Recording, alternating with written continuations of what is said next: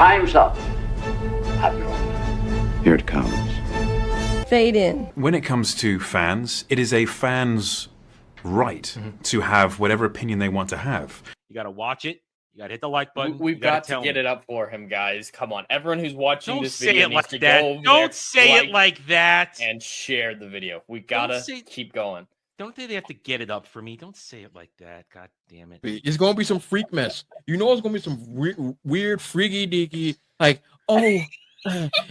he became one with Reed Richards for one day and bust a fat nut that one moment, and now. But guys, can't we just love everything Star Wars? It's all great.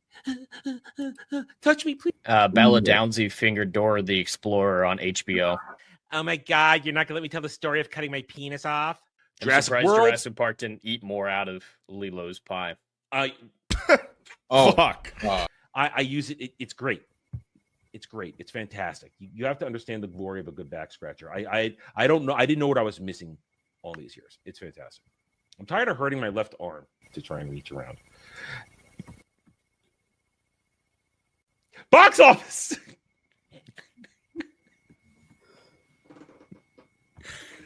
You're doing it to yourself. I am not responsible for the degeneracy of this stream. I'm gonna tickle that itch. Tickle that itch. That makes the itch worse, though. Wait, what? Tickle that itch? You guys not heard that phrase before? That's a real phrase. Tickle I swear. that itch? Yes. Okay, I'm writing this one down. It yeah, means, write that down. Tickle that tantalizing itch. it. It's not just scratching it. You're tantalizing it. Oh my God. Yeah, okay. You heard that, fat boy? We got to tickle our itches now. Yeah, tickle that Star Wars itch by doing this other franchise. I always said scratch that itch. Scratch that itch. Yeah. Get that satisfaction of yeah. You hear that, fat boy? Tickle that itch. Tickle that itch. He's laughing. Damn, getting kinky on us. Tickle that itch, fat boy. You've been he's been back on Ballbusters. It's effective. Oh yeah, he's been getting corrupted. The degeneracy is here. I'm still jerking off in front of my console. This is Harlem, baby, and we doing nothing but blackity blackities. I'm like, listen, sir, can we just have a superhero show? The cops are on my back, Luke. You gotta get these blue folks up off me, dog. I'm like, bruh, how much more of this I gotta want? Golly. Oh man. We're gonna leave it right there. But we're gonna put the dog. We're gonna put Crypto in. Is he gonna be a yellow lab? Is he gonna be an American bulldog like he is in the comics? No. What are we gonna do? We're gonna have James Gunn's fucking retarded, ugly ass dog as Crypto because that's my dog. Batman, Brave and the Bold. We're just gonna jump to Damian Wayne because why? Because that's James Gunn's favorite Robin, so that's what we're gonna do. We just had an old Batman, an older, almost retired Batman. Everyone's complaining we need a fresh start on Batman. What's James Gunn doing? Damian Wayne. Where in the timeline is Damian Wayne? He's at the very fucking end. You're going to skip over Dick Grayson, Jason Todd, the death of Jason Todd, Red Hood, Tim Drake. You're going to skip over Oracle. You're going to skip over Barbara Gordon getting fucking paralyzed by the Joker. We're going straight to Damian Wayne. Are we fucking insane? But it was a space battle. It's a visually impressive object all over it. They already greenlit you to do whatever you want. They've already backed up the Brinks truck and got gold bars and naked hoes. What do we care? Yeah, you're here to bang women. I do not know if I am a girl anymore. I think I'm a they, them. What are you talking about? Game over, man. It's game over. I spent money on this book. Money. I sat there hard-earned pimping money. Oh, yeah. Oh, them hoes had to walk the corners for many hours in order for me to acquire this book. I've been told by lore people for this stuff for House of the Dragon for the books. Yeah, Rhaenyra, she was into dining at the Clam Slam. She was into that. Clam Slam. She slammed clams. She dined at the oyster bar. She was all into that. I'd work with Haley Atwell every day. But with two hands even. Before you go, one question. Yes? Where in the galaxy is Sanusi? Show us your tits and I'll tell you. I want to see movies! And these tool bags wouldn't know quality if it walked up and motorboated them. Because, you're going to motorboat quality. Wait, what? Quality boobs. You want to motorboat quality boobs. There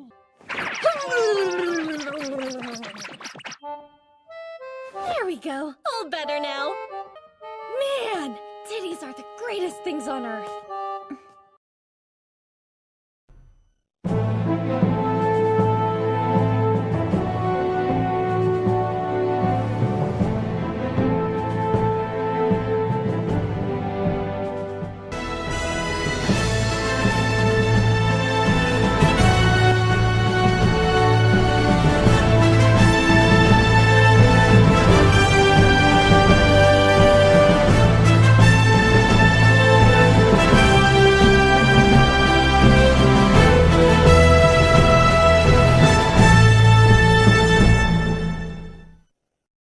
Howdy, all. Welcome back to the round table where I'm unfortunately living in a winter wonderland.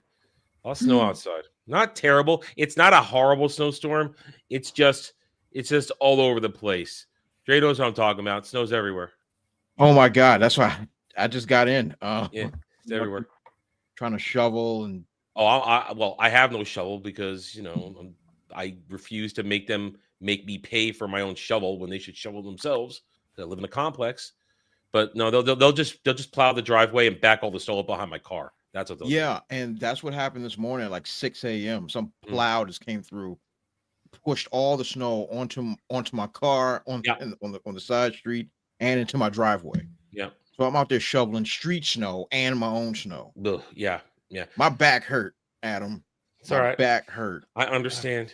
God. And still ice is still coming down. Well, I'd rather have the sleet because that means it's just not going to pile up anymore. It's just going to freeze on top of everything at this point. Yeah, but that's why I got to clear it out now. Yeah, so yeah. Ice doesn't, well, you got the real house. I got the complex, and there's nothing I can do about it. And they were all out of ice melt last week, and I was trying to buy some more, so I didn't get to treat the area around my car. So it's all going to be there. But listen, it could be worse. We have power. Yeah. It's not heavy. It's not hard. Some people got a lot worse, and it's only this day. It's going to stop by 8:00. It'll be done around 8. Yeah, and then it's going to be sunny all week. So UV rays will do its work. Anyway, please, Lord Jesus. Yeah. So welcome, everybody. We hope you're warm. We hope you're comfortable. We hope you're safe. I'm sort of warm. This stupid sliding door is not good for the. It's leaking in. I hate it. They built when they built this stupid place. They built porches. And because I have a moron that lives above me with plants during the springtime, the little birds come to nest and they shit everywhere on my porch. Yes. They built the fucking bird nest. They shit everywhere. So my porch is a disaster zone. I don't go out there.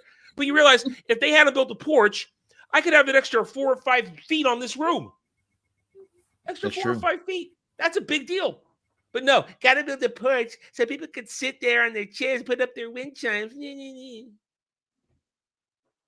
I'm in a good mood, aren't I? Anyway, hope everybody is happy, ready to go. We got a show for you today. It's going to be good times. But Jed, you live in tropical paradise. So you're fine. Yeah, it's a balmy 85 degrees outside right Get now. out I of had to here. go Just outside for a leave little me bit to alone. walk the dog. It was hot. I was starting to sweat a little bit. Get rid of this man. I came back inside because it wasn't nice. It was really hard. My ankles are cold, Jed. My ankles are cold. Yeah. But it is great to be here for the roundtable, and I've got to be honest with you all. I am a little conflicted right now. As you all know, I've been reading through Jurassic Park for the first time, Michael Crichton's book, and I absolutely love the movie. I grew up with it, love it. The ending is massively different, and I'm starting to be angry with the movie because the book is so much better. The movie's still fantastic, but the book is so much better. Hammond dies. Spoiler alert, I haven't got that far yet. You said you were at the end of the book. God. I'm getting to the end of the book. The big thing that shocked me that I'm really upset with the movie more than everything else, because a lot of the decisions I can get on board with trying to go for PG-13, stuff like that. I get it with the movie. The one thing that actually now pisses me off is Gennaro, the lawyer. He's actually fucking awesome in the book. They killed him right off the bat, made fun of him with the T-Rex in the movie. but he went through the whole thing up until the final confrontation, and he's braving the raptors, he's braving the T-Rex, he's trying to bring these animals down with Muldoon. He's actually a badass, and the movie just made him a chump. Like, haha, stupid lawyer.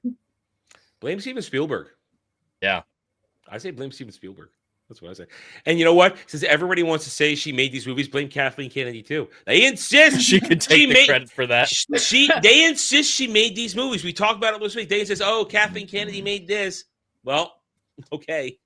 But we don't blame John Williams because the soundtrack is still epic. Soundtrack is still incredible, yeah. Dre, you're cold. You're wet. Very cold. Happy championship weekend to everybody that is partaking in NFL championship weekend. Hooray. This day. You had your Super Bowl last year. You're fine. We had a Super Bowl last year. I got naked. Like all that stuff was great. Yeah. So I'm just gonna be able to be a spectator this year, so that's nice. And I'll be able to not have to host a party, so that's cool too. So a lot of good things, a lot of good things on that front as far as housekeeping is concerned. So this week we're full of new trailers and all types of stuff. I'm sure we'll talk about. I'm pretty sure a couple of the Star Wars ones. I know Adam's very excited to talk about. If you guys want to, it wasn't on the docket. We could talk about them all if you want to. That retarded shit. I was looking forward to hearing what you want to say. All right, all right. We'll fire that up. We'll go through it. Well, I already ripped it apart, but I'll go through it. If you want to talk about it, I will. Yeah, I haven't seen it. Oh, you haven't seen it? Okay, all right. So we'll do it. Since you are a Clone Wars guy, Jed, we'll go through the mall trailer. I'll fire that one up. Oh, I'm sure I'm gonna hate it. We'll go through that as part of our warm up. We'll go through that as the warm up, not the main course, the appetizer. All right, so go with that. We are not going to talk Master of the Universe. I don't think we need to. Do we need to? No, it's nothing. It's nostalgia bait. To be fair, nostalgia the bait. Trailer is aesthetically pleasing because it's nostalgia bait. That's all it is. It's just nostalgia bait on what everybody looks like they're supposed to be, except Man of Arms, obviously. Yeah. But everybody else, everything else looks like Eternia. Yeah, but Castle Grayskull looks really good. It's a lot of slick nostalgia bait covering what's probably going to be a very mid to meh movie. Oh, I'm expecting this to be a mid-car film, but what I'm expecting is nonsensical garbage. That's what I'm expecting. Bad writing. I'm expecting bad writing.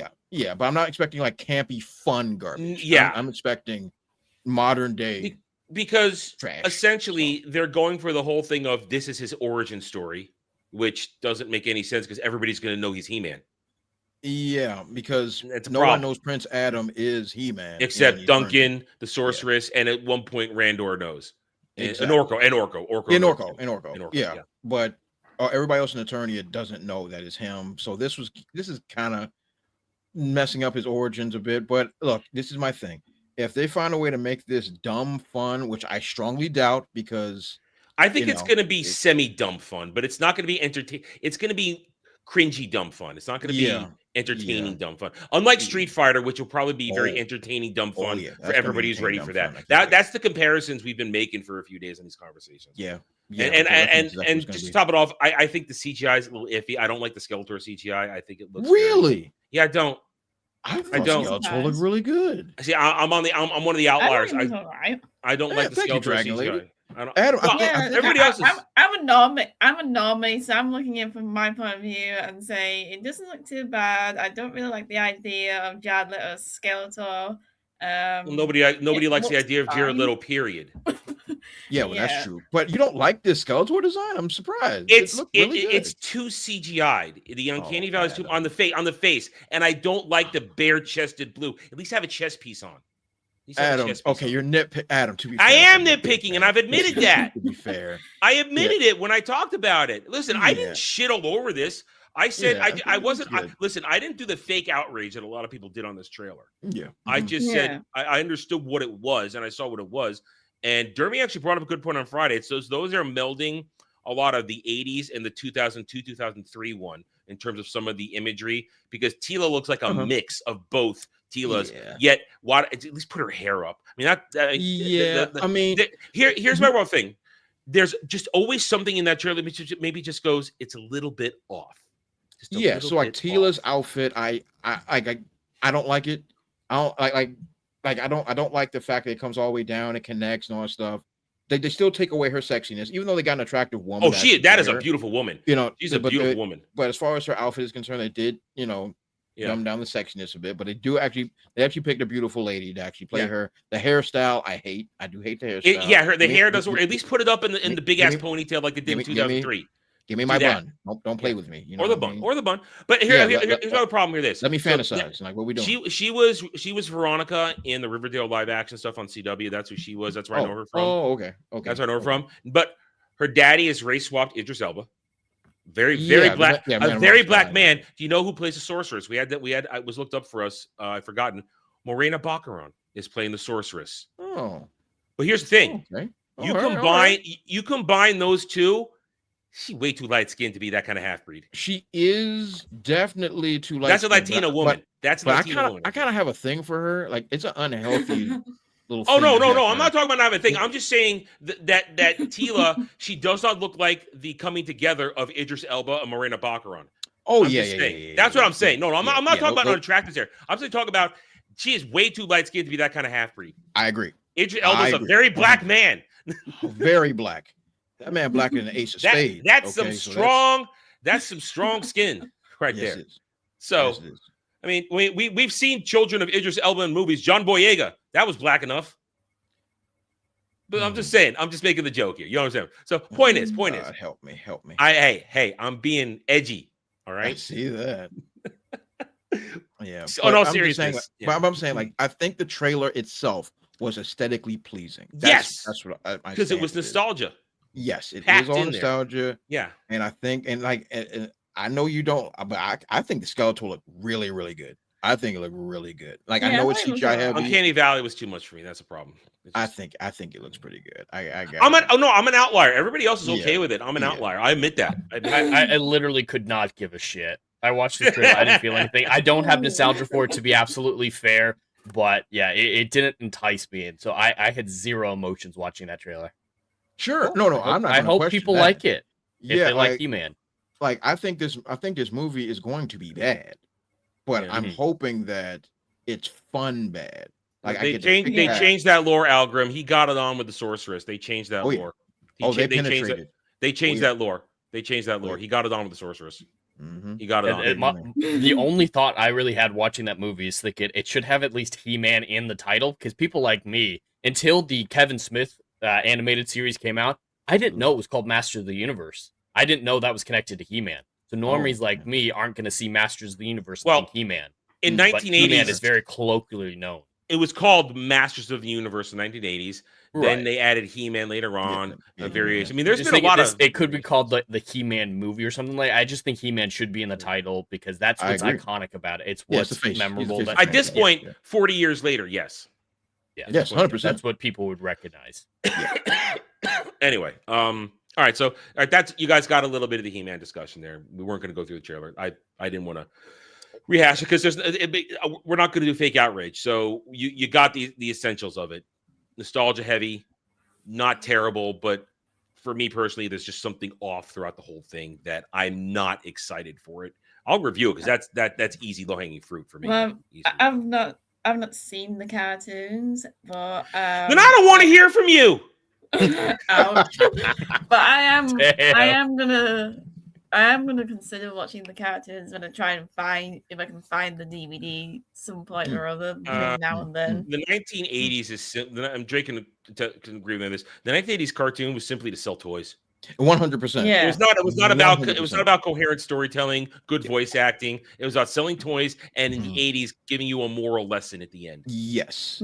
That's what it was about. Yeah. So the show was not good in my personal opinion. It was campy for kids. Yeah. But if you want toys to be sold, He-Man was it. I had a He-Man, I had a Skeletor, I had Man of Arms, Grayskull, I had Snake Mountain, I had figures out the ass. Yeah, but I never ended up getting the set, so I never got Castle Grayskull. I never ended up getting those, but I always had like the individual toys. Yeah. What was that? Lockjaw. Am I saying that right? Trapjaw. Trapjaw. Yeah, Trapjaw. Ram Man. I didn't get Ram Man. Ram Man was fun because you pushed him down and he would spring up. His legs were just a spring surrounded in plastic. So you push down, he just like boop, fly up. I I had Skunkor. He stank. He literally stank. The skunk guy stank. Stink on the joint. He stank. It I had was, the Steak Man. When they introduced Steak Man, I had this. I forget what that one was called. You could fill his body with water, and you put the head on, and it would squirt water. And my mom hated that because I'm squirting around the kids, squirting the water with the action figure everywhere. It's terrible. Retarded. It's horrible. Well, the cartoons were a little bit, probably a year or two before my time, unfortunately. So, yeah. That's no excuse. Sorry. The 2003 version is a year or two before my time. The 2000. If you want story, you watch the 2003 version because that's story heavy, character heavy. Unfortunately, canceled before it finished. Canceled after 3 seasons because Cartoon Network was stupid. Stupid. Anyway, moving on. No more of that. So then we also got to talk about gaming stuff. Well, actually, here's the actual meat of the show. We're going to talk the clear, obvious fumble of James Gunn and the DCU with their Batman movie. We got a nice little announcement at the beginning of the week, which proves they're dumb. Dumb, dumb, dumb. Then we're going to do a lot of gaming talk. We've got the collapse of Ubisoft, which I know brings a smile to all our faces. We've been predicting it on the show. It's just a matter of how it's going to come about. So we'll be talking about that. We were called crazy. Yeah. Again. We're always yeah. called crazy, though. And then a little positivity. I know. Shocking. The 180-degree turnaround of Fable 2026, where now it looks like it's going to be a game that might actually be fun because they have tried. They let's just say it like it is. The backlash hit, and they listened to feedback, which is what we all hope happens every time. 3 years ago, and this is why I really want to talk about it because Dre's here and he can confirm whether or not we get into it if they had enough time. Because some people are saying it was always there, so we'll get into that. And then I have a discussion question, which is sort of connected to the ins and outs of the reactions we're going to see. How do those who continually hype up the bullshit, whether it's Star Wars, Kurtzman Trek, MCU, DCU, how do they live in their fantasy worlds continuously? Is it pure crazy, or are they running a scam? Are they truly grifting and locked into it that they know if they stop, their whole entire image they've built for whatever platform they're on will fall apart? I'm going to ask that question. I got into a little bit this week. And I have another one, but I think I'm going to try and bump that one off again because I got to keep it to one discussion question. We can't load it up with two. Anyway. I'm disappointed, Adam, by that what you laid out there because the trailer to the sequel of your favorite movie of all time came out and you didn't mention reacting to it. I'm very disappointed in you. What? Yeah. What? The Super Mario Galaxy trailer came out. A full one.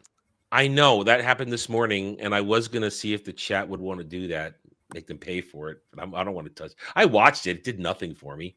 I didn't watch it yet. I watched it. It's just, you have, well, they bring in Yoshi, and it would be a modern way to bring Yoshi, not the way I remember it. But if the chat wants it, we can do it. I wasn't planning on it because it's not like we give a damn around here. No, don't give a damn. And unfortunately, in my ear, with all the geeks and gamers people, they of course have to say it's the greatest thing of all time. So it was not. It was.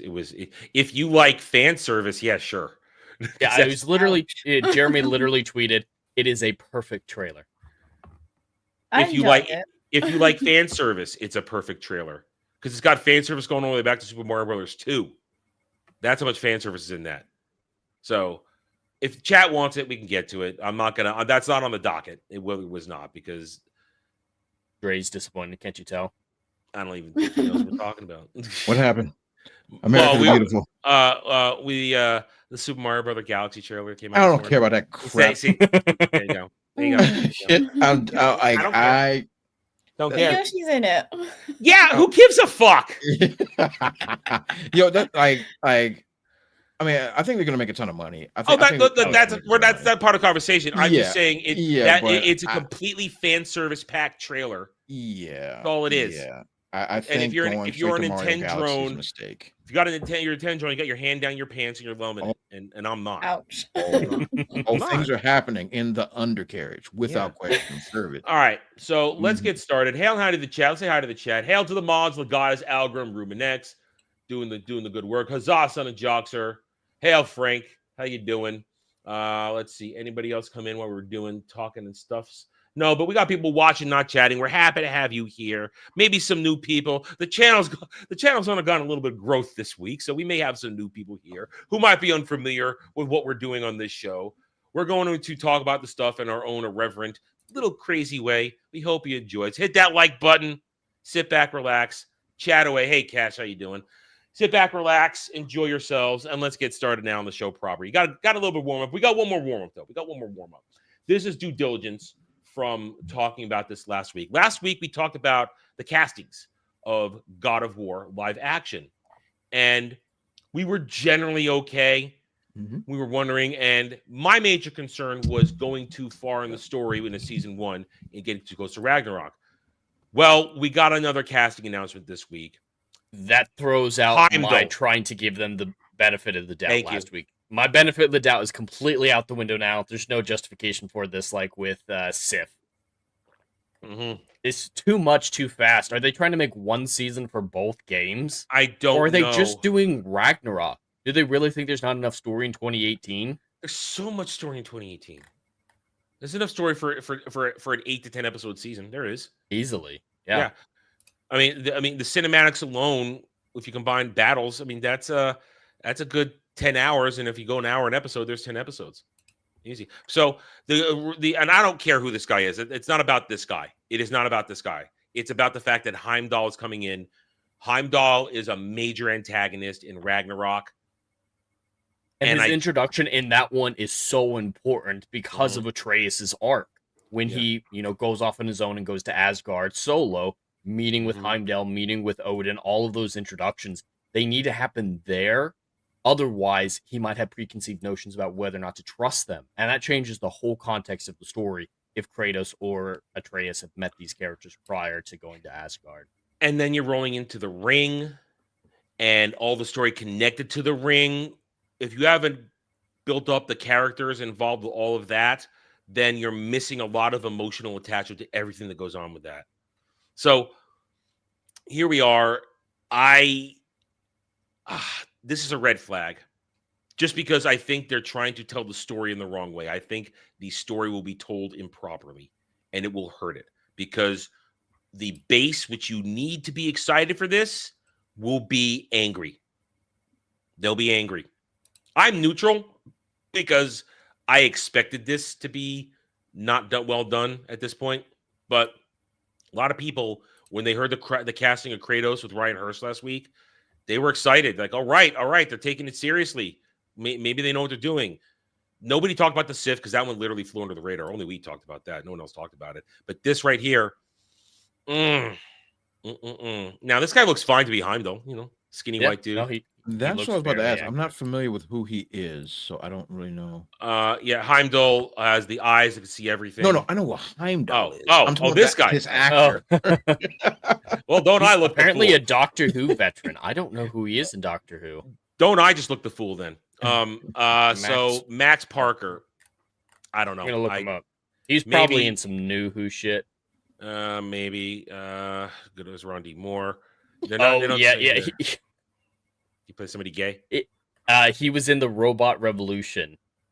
Oh, he probably got first ganked. Episode of Shooty's second season. He probably got ganked at the beginning, which is why we don't recognize him. So he was one of those freedom fighters working with the Doctor when they showed up on that planet. Then nobody. Then I don't. Then that puts me that drops his quality marker a little bit because he was so forgettable in that role. Apparently, he was the main person that they interacted with, and I have no memory of him. I remember that guy now. He was a dick.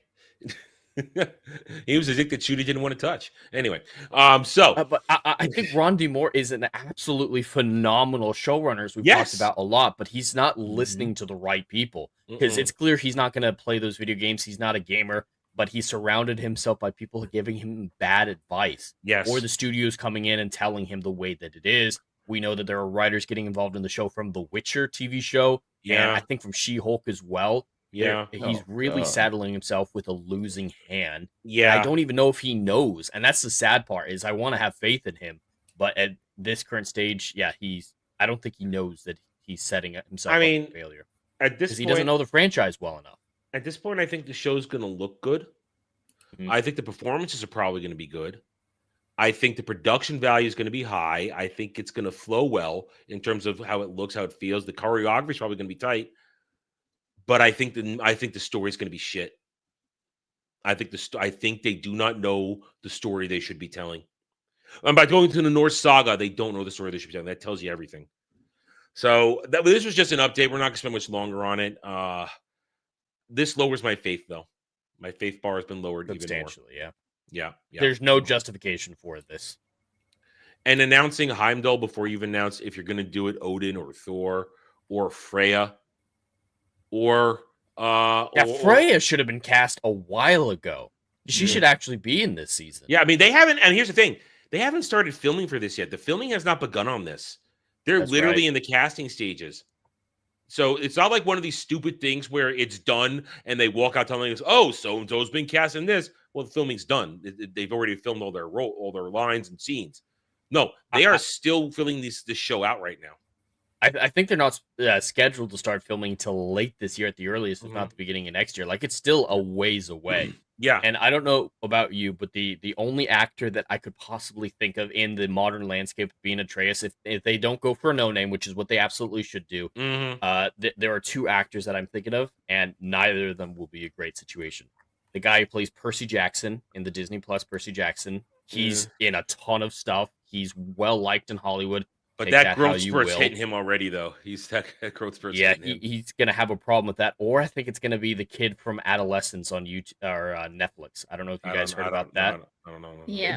Apparently, he did a great job, but there's controversy around it. It's a true story that show covered about a killer in England, I believe it was. Yeah. And they race swapped him and made him a child. Yes. So it was a African killer in real life, and they made it a 10-year-old white boy instead. Yeah. So there's controversy. Still, I heard he did a phenomenal job, but I can see him being at the right age with just enough notoriety right now because of Adolescence, which was last year. So, and I think he actually looks the part. So no name would be best, but no name would always be best. But they had a chance to do something epic with all of this, but starting in the right spot, and they've already cut themselves off at the knees by starting with the Norse Saga. You've abandoned 2 to 3 seasons of easy content that would make people happy for, let's go right to recency bias. And people want the type of content that the Greek saga was right now. There's a starting lack of ultra violence, hyper masculinity, even though it is a problem, obviously, in that first game, and that's his evolution, is, becoming a better person. But something like that would fucking dominate. Just imagine what it would have been like at the end of season 2 to be on that cliff and just watch him beat the shit out of Zeus. That would have just been gloriously ultra violent. And then for people who don't know, falls into the ocean. What happened? Is he dead? Oh, we don't know. But yeah, the end of game 3. Yeah. Those games are really good. I need to go replay the old ones as well. But we talked about, I don't know if it was last week or whatnot, the only times that we've ever legitimately raged and nearly broke controllers playing video games. It was God of War 2. The fight with Zeus at the end of that one. That's the one fight that I've nearly lost my shit doing. My God of War fight, God of War 3 Zeus, because when they turned it into basically a side scroller fight, or that so random, yeah. I had such a hard time with that fight because play style. Yeah, because I've already got muscle memory for a different type of play style, and suddenly I'm fighting him in a side scroller arcade style fight. I'm like, what am I doing here? And that one took me a couple hours to get done because the muscle memory was all wrong. How I played Kratos for the hours up until that point was completely invalidated in that moment, and I hated it. Good fight, but I hated it because it was a struggle. Because suddenly everything I'm used to doing done. Anyways, there you go. I wonder if we'll get another casting announcement this week. They seem to be rolling these out once a week at the moment, so we'll see what happens, and we'll come back next week if we got another one. All right, that was our warm-ups. Got a little extra warm-up in there. Let's get to this. So it's fair to say on this show we are no fans of James Gunn's DCU. Not at all. Not at all. Is that fair? That's fair. Yeah, that's more than fair. Yeah. Yes. More than fair. More than fair. I don't think we've been too harsh. In fact, up until Superman, we gave benefit of doubt. Mhm. We were willing to give benefit of doubt. We had reservations. We said, okay, we're gonna have to see how this goes, and then here we are. DCU is already in a lot of trouble, and here is what I'm gonna say this now, based upon the news that we got this week. I think the list of problems for Batman Brave and the Bold are too large to overcome. Because we now know who are going to be the director-writer team. The same two idiots who gave us The Flash. Christina Hodgson and Andy Muschietti. Yep. Right? It's over before it even began. Yeah. It's over. Yeah. This is, and like, I if memory serves me right now, I could be wrong. But I believe that when Flash came out, wasn't it James Gunn said this is the greatest superhero movie he had ever seen? He did. I'm pretty sure He that's what he slobbered said. that knob hard. And And then he canceled the whole DCEU. Yeah. He canceled the entire DCEU and then forgot certain things that should still be included because he's a hack. But anyway. Yeah. So his solution is to hire the people that created arguably one of the biggest bombs in the history of the DCEU. Now, but they have experience with Batman, Dre. They have nothing. Oh, would you like to see Christina Hodgson's experience? Would you like to? No. Birds of Prey, the fantabulous emancipation of one Harley Quinn. That title is fucking ridiculous. And Batgirl. She wrote a movie so bad that Warner Brothers wanted to erase it from existence for a tax write-off. And Fast X Part 2. She's involved in that. And Bumblebee, a middling Transformers movie. That movie sucks eggs. The first 10 minutes are amazing. After that, absolute dog water for the next 2 hours. That's because you got that G1 tease and then bye. It was. They tantalized my testes and then just it's actually my favorite Transformers movie.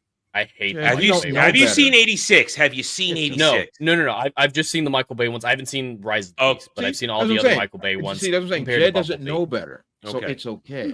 I hate the Michael Bay ones so and much. That's rightfully At least so. Bumblebee had characters and tried to have a story. I still don't think it's great, but I know you guys you probably hated this joke, but I really like the joke from John Cena. He's like, they're literally called Decepticons. Was that not a red flag?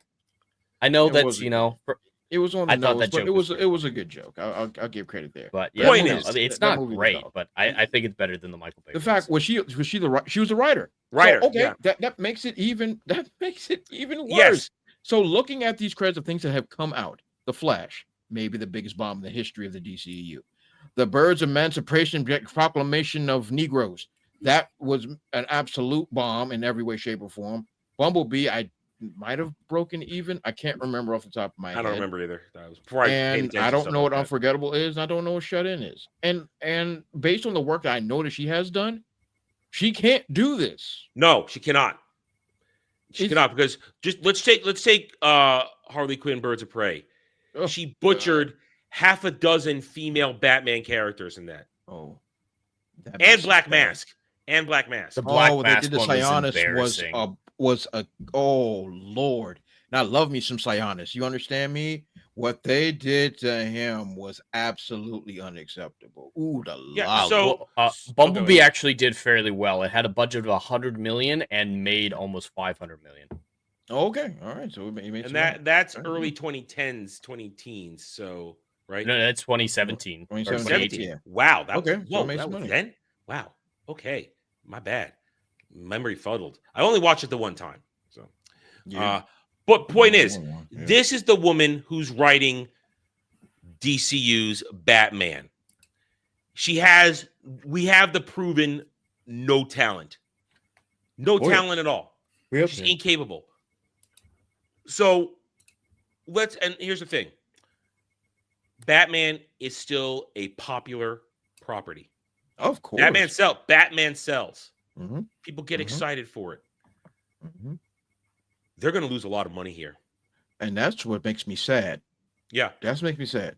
Because And it just confirmed again. Hang on. Yeah. It's Go confirmed. ahead, Damian Wayne. Damian Wayne confirmed. Damian Oh, Wayne. I don't think that was up for any debate. I think we there- already knew that he wasn't. We gonna know back it's not down going to on be the that. black or the gray and the blue suit. In fact, if you guys remember in the Flash, the Michael Keaton suit was the Michael Keaton suit, but the Ben Affleck suit in the Yeah, it was gray and Flash blue. is one of the gray and blue. worst Batman suits ever put to Camo screen. on it. Had camouflage on it. Yeah, that one was very very Same bizarre. people. We're gonna see something along those. Like they had such an easy layup here. As much as I don't love the Batman, I think it's good, but I don't love the Batman. Just canonize the Batman and move on. But James Gunn didn't make it, so his pride won't let him. So instead, he's gonna make this monstrosity. And also, he'll be looking over her shoulder this entire time. There's no Does way. it matter? Does it matter? No, if no, he's that looking over his well, shoulder. No. I'm saying that's gonna make it even worse. Oh no! Make it even worse. Yeah, That's it's okay. gonna make him. And then there are stands that I see Adam replying to, who are like, Superman 2 and Batman Part 2. I have a real chance to make $1 billion. Yeah, that guy. We're gonna look at him. I have a couple of him. So, but there. All right. So that's segue to the next part of this.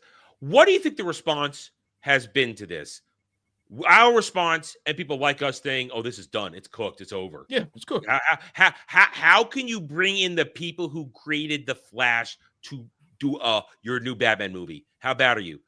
You're retarded. But the stands are going to reply with Michael Keaton gifts or talking about how they've paid so much respect to the Nicolas Cage Superman. Oh no, that's not. No. They went the exact opposite way. Really? Oh yeah. Stop pretending. Wow. That these are bad movies. That's where they went this week. Stop pretending that Harley Quinn, The Flash, you can't know Batgirl because stop pretending it's a bad movie. They lean in. You don't have to pretend. Yeah, this guy, he's a dumb fuck. Bumblebee is easily one of the best Transformer movies, and Birds of Prey is a ton of fun. I'm excited. I don't care. There's a pattern here. Good for you, buddy. To be fair, is Bumblebee one of the best of the Transformers movies? Narratively, sure. But those films aren't there to be good. Those films are there to sell cars. So let's move on. I don't understand. And Birds of Prey, it's okay. Birds of Prey, yeah. Birds of Prey was absolutely a mitigated disaster. It went through production hell, and it was garbage, and nobody showed up to the theater. So no, I don't know what he's talking. But that's about. the thing. He or she, whoever this person is. All these people are rolling out trying to tell us that there. If I show you one, there were a dozen more behind it, trying to tell us this week that Birds of Prey was really good. You gotta be kidding! You didn't go to the theater. You didn't go to the theater and see it. Nobody did. I know. No one went to the theater to see it. So people coming out here were like, no, you didn't go. And that's sexism, Dre. That's the only reason that movie failed. Yeah, that's the only reason Ariana Grande didn't get a nomination at the Oscars. And Always you know sexism. what, Jed? You're right. It is sexism. Women hate women. Okay, they didn't show up for Birds of Prey, Emancipation Proclamation, MLK. They didn't show up for that. Okay, you know who actually did show up? Dudes actually. I showed remember up to this that garbage film. I remember the numbers said that women didn't show up. You're absolutely right. Show. I remember that. Yeah, They were the men were unfortunately deluded into thinking they might see a little bit more Margot Robbie beginning of Suicide Squad 2016. No, they're going to see titties. That's what she was really hot in that movie. They frumped her up in this one, though. They frumped her up in this movie. Yep. But now it's like to blame fans. The DC fandom has been embarrassing these past 24 hours. I know for a fact that everyone is showing up day one for Batman Brave and the Bold, regardless of the creators behind it. Honestly, it's straight embarrassing to see people cry about who is writing and directing. You should cry about who's writing and directing. If anything. Yeah, what else are you going to respond to? Yeah, 100%. Those are the two people who determine the talent or the quality more than anybody else. Yeah. If there's anything you should cry about, it's who's writing the film. Yeah. I don't understand. I don't understand what this argument is. I can't believe they're crying about who's writing. You should. But if someone has a track record of garbage, yeah, you want to keep them away from Batman. Dre, they live in a fantasy world. They think they have to say the garbage is good. Otherwise, their arguments fall apart. Okay, but here's my thing. even if you believe this is good, which it's not, can't you just be honest and just be like, hey, look, I still enjoyed this even though it flopped. Like why can't we just have that type of clarity? Like, oh, you might have not liked it. You might not like Emancipation Proclamation, Malcolm X. You might not have enjoyed that movie, but I enjoyed it and I thought it was a lot of fun. Why can't we just have that type of clarity? But to have the idea that, because they didn't make garbage. They're not. Why are you even adults. saying this? But why are you even like Jen, this is the thing. Why are you preemptively saying, oh, these movies were great? We didn't say they weren't yet. But you already are on the defense of saying, oh, Emancipation Proclamation, Rosa Parks was a great movie. The Flash was amazing. Bumblebee, I came. Like I don't get it. I don't understand why They you're have coming to, out though, already. because But no they one's have coming at you yet. well, they're reacting to people hating it, and therefore, because we've talked about this before, because they define themselves by these things. What they like is who they are. Yeah. And here's the Moonlight And if you Warrior. attack what they like, you're attacking who they are. I think the most frustrating thing about days like today is that comic book media, I don't know, Twitter, seems to have suffered collective dementia. James Gunn stated before the DCU started that if a script wasn't ready and of high quality, the movie wouldn't be made. Yet it seems like the fandom purposely forgot that fact just to cause drama. All right, let's take a moment. Superman 2025 still got made, so there you go. What Creature is he Commandos talking still it's got by made. his standards. If His he doesn't standard think is it's dull. good, it won't move Creature forward. But his Commandos. standards are the problem. Peacekeeper still got made. Oh Lord, That these things are objectively crap, this is not but good. these people love them. So this is cognitive dissonance right here. It's not good, man. It has to be good, otherwise I have a problem. Therefore, I have to keep pushing it. As a people. And he comes back right here. I hope all of you understand just how much embarrassment some of you brought to the DC fandom today. Oh, we're lecturing. We're lecturing, which is what they do. Today was Star Wars levels of shame and humiliation, and this fandom needs to do better and be better, Senator.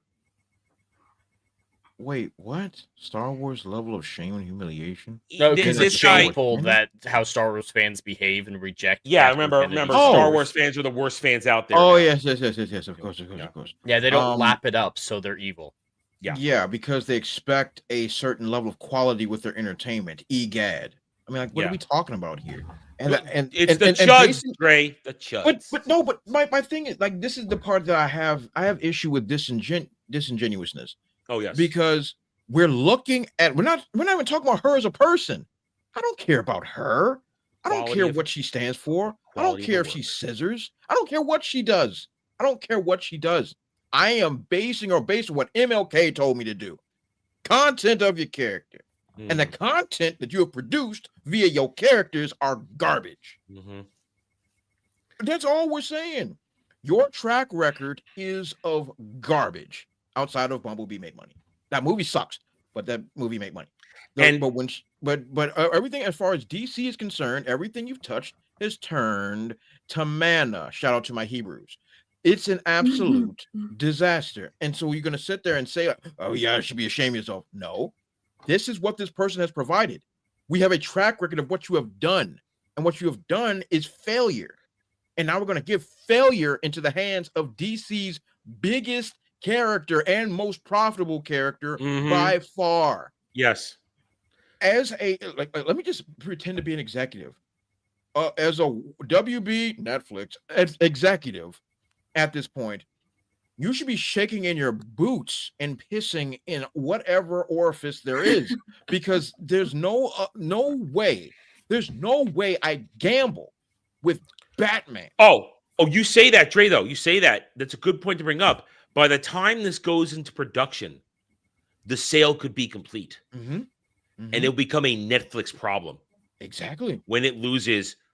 Now, I think when it comes out, it's going to have a weekend, a good first weekend, because it's Batman. It's Batman. It's Batman. First weekend. But Yeah, the word of mouth will tank this shit hard, because reminding, again, this is the woman right here that gave us the Flash and the babies in the microwave and the microwave babies. What was she The best thing to thinking? come out of that movie is that scene, but reversed.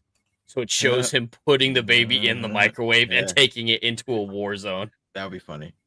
So every bad scene in the movie, the idea to have all the montage of Superman at the end of the movie and all that kind of stuff, gave us that. That was horrible. And that version of CGI. Supergirl. That version of Supergirl. Andy Okay, Muschietti. to be fair, I actually like that portrayal of Supergirl. Well, I didn't mind it. I mean, Sasha Kelly did okay. I'm not going to shit on her. Yeah, because she played a very subdued character. There was no life to her, though. Mm-hmm. Yeah, but it was just a dumb idea. Oh, sure, it was a dumb idea. Sure. It was a horrible idea. That's my point. But as far as her performance is concerned, in my personal opinion, she was a bright spot of the film. There was not much to brag about in that movie at all. But I knew for sure because I was always thinking that she was going to be the character I hated the most when I was going into it. But she was actually the only character that I actually liked. I agree. I can agree with that. Michael Keaton back. I didn't like seeing Michael Keaton. Yeah. Didn't you say you want to get nuts? That she gave us that line. You want to get nuts? I don't like the fact that we're besmirched. That they went and besmirched his legacy like that. I don't think him being and included, then George Clooney at the end. It's like that whole movie was a joke, man. Yes. Two Barry Allens that the same. Like, come on, like stop. She gave it to us. Yeah, it was all her.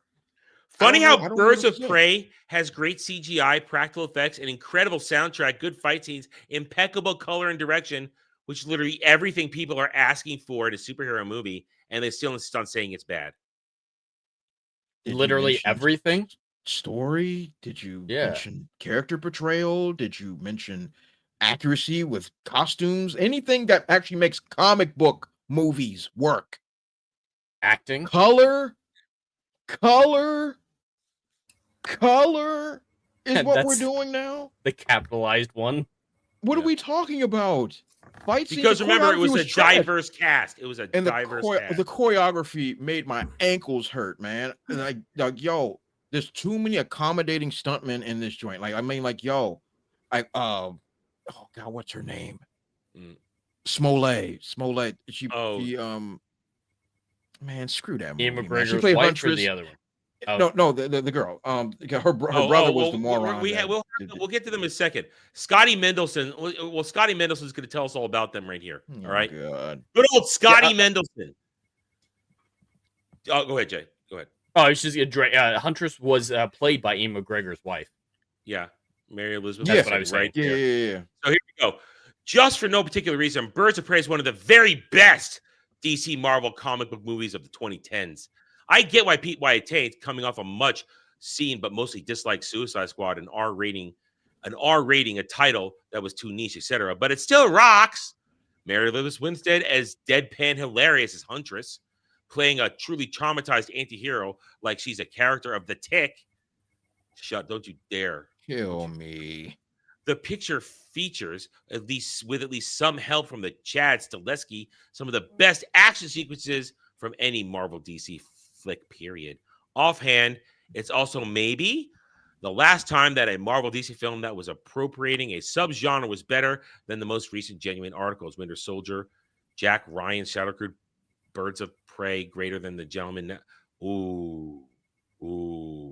First Gentleman movie is pretty tight. First Gentleman movie is pretty tight.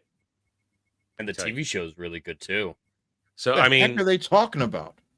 And I don't know, but this entire you can't say that it was Suicide Squad in an R rating that's a problem, because right after this, The Suicide Squad came out, and that's universally well liked, at least by comparison. And yeah, there were extenuating circumstances for the box office and whatnot. You can't blame it being a suicide property and an R-rated property when literally like the next year a movie fitting that criteria came out and was well liked, including Margot Robbie was in that too. So it's not sexism against her. Now we got one more of these guys just sucking its dick. But now this guy right here tries to speak some truth. I think it's unserious to not hire the absolute best piece of people possible for your most popular character and biggest moneymaker at DC. I don't see Matt Reeves making that mistake, and look at all the talent he has drawn in from the cast, crew, and writers. Just makes me think James Gunn isn't trying. And then this guy in particular, we've seen him before. Quick jackass. Who is this semi-sensible man? He's a semi-sensible individual. He's a filmmaker, law student, Juris Doctor, huge Batman nerd from and he's got I think it's the Australian flag and an Italy flag. Yeah. So this guy. Kudos to him. Yeah, because what he's saying is making sense. And then he gets the reply like this: If DC Studios fails Batman, it falls apart. If you think James Gunn has let that happen, you're crazy. There's a specific vision Gunn has, and he's been working closely, taking his time with Christina on the script. This isn't just a rush job, and that's at least a good indicator. Excuse me. Again, he let his second biggest property fail with Superman. Did they not realize Superman lost money? They still don't understand that? Oh, they're still fighting that, yeah. Oh, they're still pushing that. And then he replies. Net means nothing. Yeah, they still think gross is all that matters, which wasn't that impressive either. Then why not hire Drew Goddard? He's right there, available to him. Why not hire? Well, okay, fuck Denny V. Fuck that piece of shit. Not someone for Batman of that caliber. Movie, Yeah. Amazon didn't fuck around with the Bond films. They got that. Okay, all right. Now he's losing me. Now you're losing me. You were talking sense. Now you're talking nonsense. I know a lot of people love Denny, but Denny's not someone you should come in to adapt your story. Let him keep making his own original properties, like Arrival or whatnot. If you're gonna have him do a property, do a Scarecrow movie after I like Guillermo del Toro. And he mentions here Sam Raimi literally just came out and said, why doesn't anyone want to hire him for a Batman project?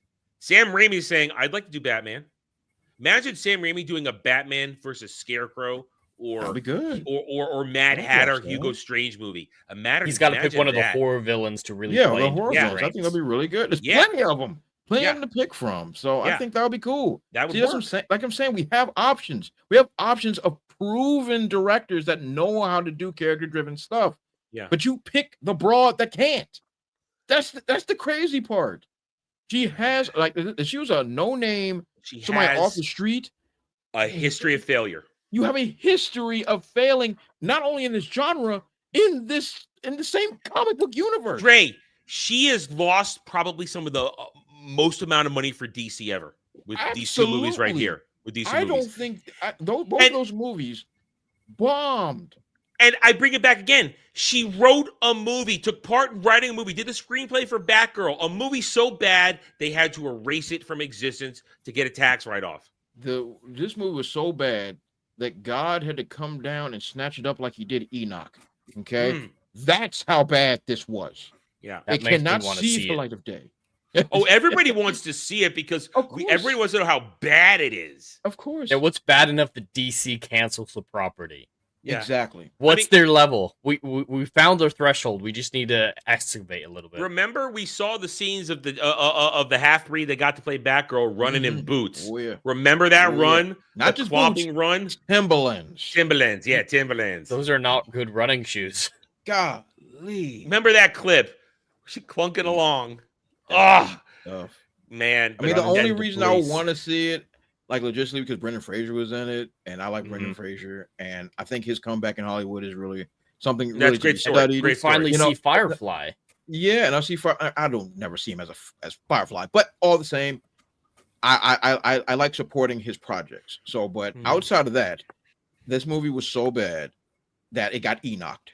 Okay, so it's like.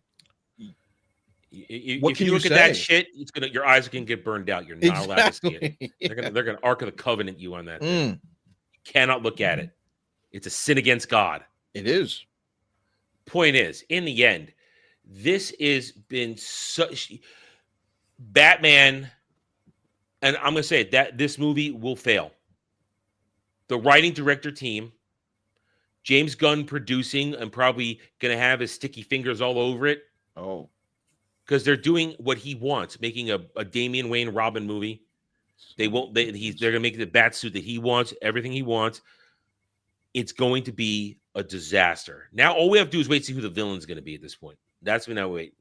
I mean, it's gonna be his favorite villain, whoever that is. Now we have to go at this point if they're doing that those Batman and Robin. Would it be funny if they did Black Mask and she writes Black Mask again? No, that would be good. If they go and we know he's in love with Batmite. He constantly brings up Batmite as one of his favorite characters. It's probably going to be in it. Like he's talked about wanting a solo Batmite movie. look, Mixie Pitolix is already great, okay? And he's only good when you pair him with Superman. All right, that's just reality. Batmite is the exact same thing. Having a solo Batmite or Mixie Pitolix film would be ridiculous. Good point. On its face. Yeah. I hate everything. You see, like this is why I have such big problems.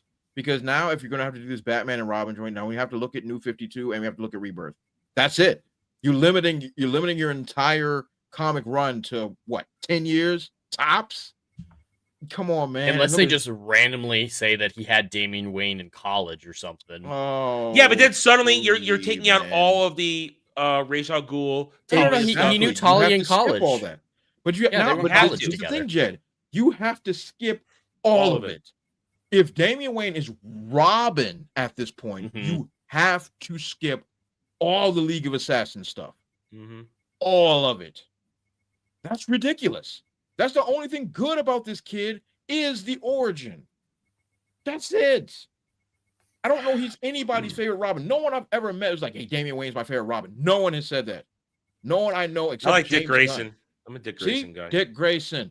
Or Yep, same here. Or Jason I'm a fan Todd of is usually Jason the big Todd two. mainly because of his story. The Yes, Jason because Todd it's- story. Hey, see, is I incredible. like the evolution of Dick, Robin to Nightwing. I love that. Yeah. I love Yeah. that.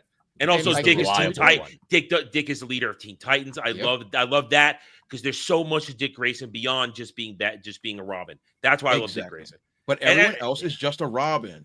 Stephanie Brown is just a Robin. Freaking Damian Wayne. Now is Tim just a Drake Robin. is cool. Tim Drake is cool, but he's just a Robin. Yeah. That's it. Oh, No, Red he's a Robin, gay eventually, Robin. But yeah, but That he's only a now. Robin. Only now. He knows he's gay. I'm like, yo, if I had to pick, if I'm starting my own universe, I'm starting with Dick Grayson. It's not even a conversation to be had. Matter of fact, screw the books. I'll do a solo Batman movie, then just feature an older Robin in it, so we already know that he's been together for a while. Then spin off into a Nightwing. That's what I would do. But they're also working on a Teen Titans movie and all this. Remember that. And the chick who wrote the chick who did Supergirl is doing Wonder Woman. Because remember, it's a woman that wrote Supergirl. So she's gonna write the Teen Titans or the Wonder Woman. I forget which Where's one. that Themyscira TV show coming? Oh, it's still coming. Don't worry. That ain't coming out. Come on now. Yeah. Netflix can't let that see the light of day. Come on, That's New what I'm saying. York, Skip the over main Warner Brothers. character. Everyone's gonna Netflix love can't. it. Unlike Lanterns, that thing hasn't even started production or casting yet. Lanterns, Yeah. I wish it was still coming out next month. Oh, how I wish Lanterns was still coming out next month. Especially with all the reviewing I'm doing right now, I'd be great. But no, the main actor starting his press tour though. He called Lanterns the best project of his entire career. Well, that's what he's supposed which has been to say. Which has been what? What's been his career? He was in. He has great guest starring roles and some like Netflix plays show. villains a lot. He's right. in a ton of stuff. The Hal Jordan. Oh, the Hal Jordan. I thought you were talking about Hal the. Jordan. No, I thought you were talking about the John. no, I was John. talking about. Okay. No. Okay. Yeah, the Hal Jordan actor. Okay. Oh, that guy. That guy's a better actor.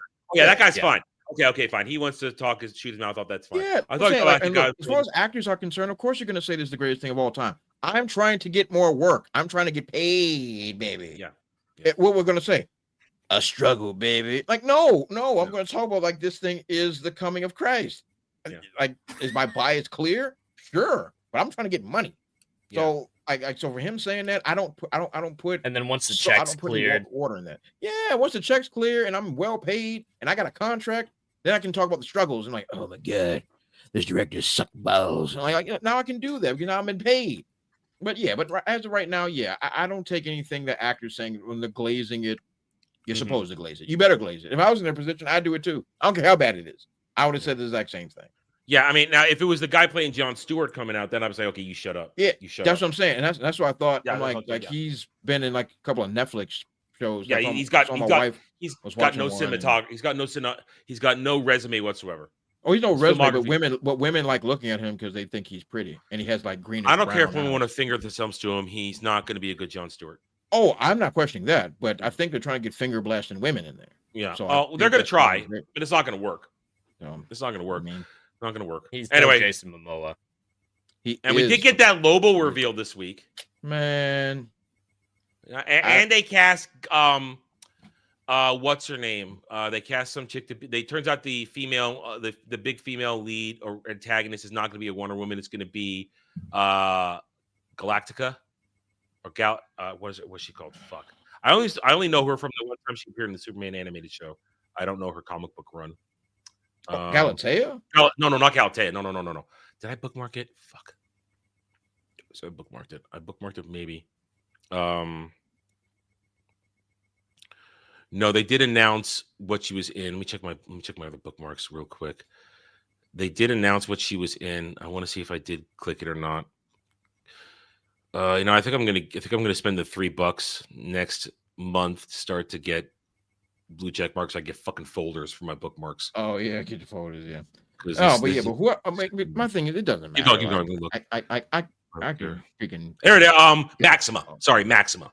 Oh, Maxima. Oh, Maxima. Give me Maxima. a break. Yeah, Give me a break. Maxima will be in Man of Tomorrow. Wait. So wait. She's going to work with Brainiac, and they say it's going to be a part of some really old school Brainiac comic thing that she was in. Who's with Brainiac. not in Man of Tomorrow? Well, there you go. There you go, Jet. Excellent point. Who's not? I'll tell you who's not in it. Superman's not in it. Might as well not be. He wasn't in his first movie either. So here we go again. It's another James Gunn ensemble movie. Yeah, man. Is he incapable of making a solo film? Yes, completely incapable. Then he has to focus on just one character and write just one character as the focus, and make him or her good. And one character can't sustain itself on just bits. Yeah, because he's good at the bits. That's all he can do is bits. He's good in his niche. He is incapable outside his niche. It's very simple. So Maxima will be working with Brainiac in the beginning of the movie, and then by the end of it, she'll be working with Superman and Lex to fight Brainiac. I don't care. Oh, because I already see where this is going. He forced me to do it. I wasn't evil all along. I'm an innocent woman. I'm gonna help you win the day. Because ain't gonna be no legitimate women villains in this joint. It's always gonna be some dude that's pulling the strings, and he was gonna destroy my planet if I didn't suck him off. Like I already know where this is going. It's the same old crap. No woman's ever bad. Blah blah blah. He gonna take him down. Blah blah blah. So we're gonna take Brainiac down in one film. Yes, man. Like, what are we doing? Yes, and then Lex will run for president at the end of the movie. Yeah. You know where this is going, President Lex. Everything. I hate everything because those comics are great. The President Jones and President Lex are great. Those are great comic runs. Man, that's why I don't like. This is why I stay away from stuff, man. It ain't no fun no more. He's so I hate broken. everything, bro. Man. Oh, that's my line. Yeah, that is your line. I have to borrow it. Why people start using drugs. This is why Turkish amphetamines are going for the price that they are. This is why. Jeez, man. So, all right. So let me ask. Let's go to the discussion question now because I want to keep the other stuff separate from this because it links into this stuff. When you take into account the stuff we talked about last week with Disney Star Wars, and you know what? Let's actually, you know what? Let's do this first. Let me bring this up. Let's watch the Maul Shadow trailer thing. Dre asked for it, and I must listen to what Dre wants. Yeah, I have to because I know he asks for so little. Jack. He asks for so little. I ask for very little here. Yeah, let's watch this. I think we need to have a decent back and forth. You and I, Adam. I think we do. Oh well, I mean, this trailer has all kinds of problems. Okay. Do we know when it takes place? Yeah, like obviously between 3 before and 4. A New Hope. Mm-hmm.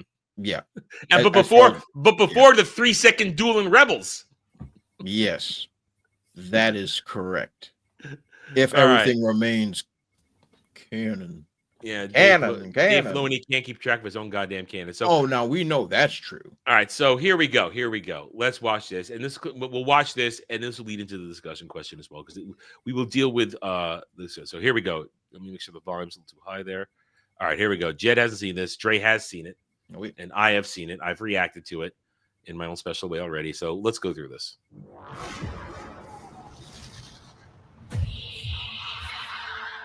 Times have changed. I will show you the galaxy for what it truly is. All right, so that is Sam Witwer's Maul talking there.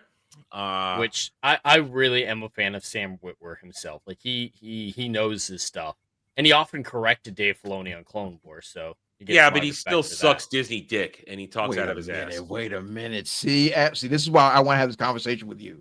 This is why I have this conversation with you. Sam he wants is the work. only hope that Star Wars has. No, it's not even up for any debate. No, he's the only hope left. Dave Filoni can't save us.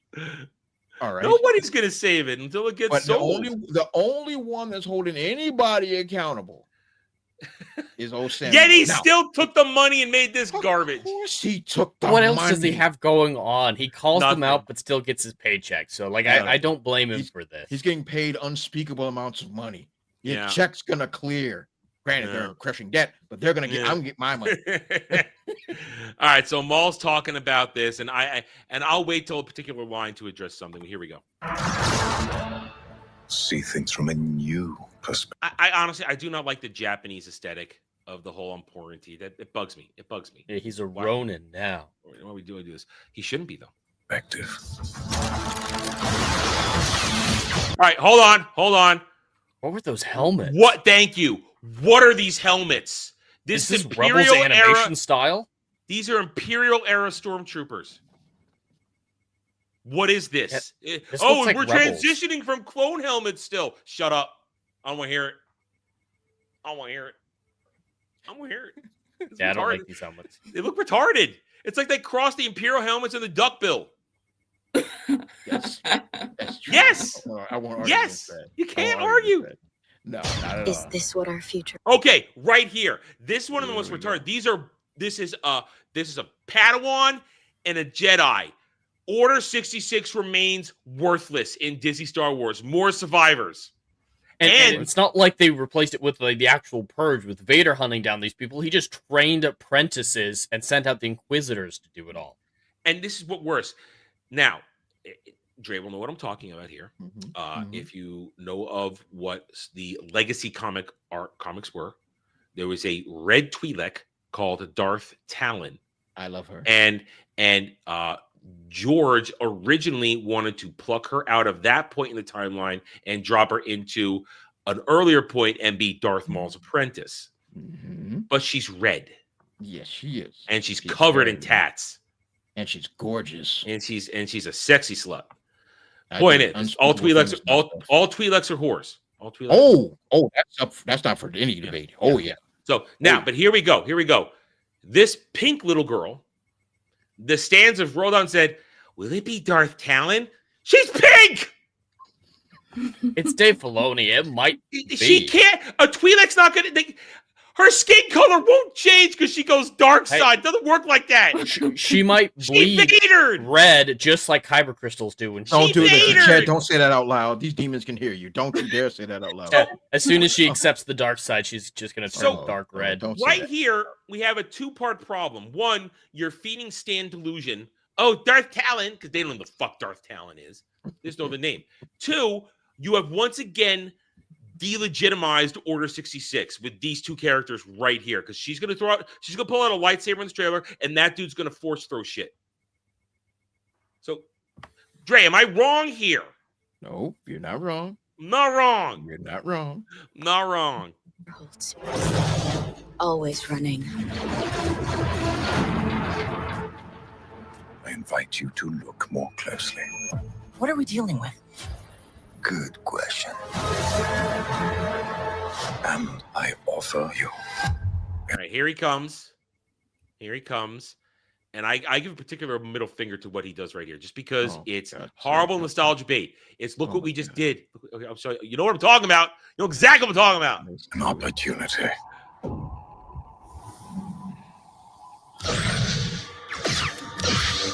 Oh, look. He did the move where he likes the plays on both sides. Look what he did, just like in Phantom Menace. Look what he did. I mean, to be fair, that's what he's supposed to do. I know. Thank He's you, going to Jed. be there. He Thank has a you. double-bladed lightsaber, But so he's going to use it. But Thank you. it's to generate the feels. I just what else is he gonna do? But it's See, this is It's this a is why I fair wanna have one. This is why I Yeah. want to have this with Adam, because Adam is a jaded old man, and it's fair.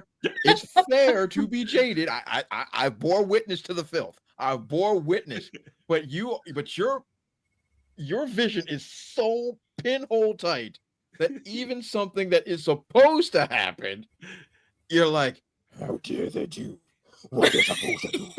It's also a shitty looking lightsaber too. Okay, see, Yeah, I don't get get what's going on with those individual streaks. Okay, so, no, it's raining. During the pause, Raining. it's frame. It's frame. It's raining at the same time.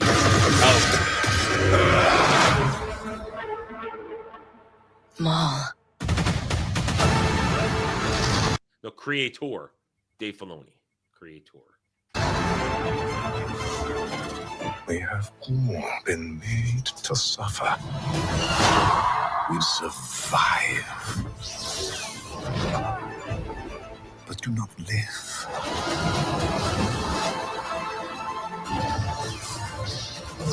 I hope they connected to Solo, tying in that loose end from Solo. Wait for it. Just wait for it. We will talk about that in a second. Just wait for it. The Emperor wants you. Okay, Is the that a new Emperor. Inquisitor? No, that's Gasbag. That was Gasbag that Ahsoka kills. That's who that was. That's the that's the fart. That's a fart Inquisitor. Yeah, that's It true. is. That is the fart Inquisitor. It is, That's and that's another one. You saw another one right here. This dude with the mat. Hang on, went too far.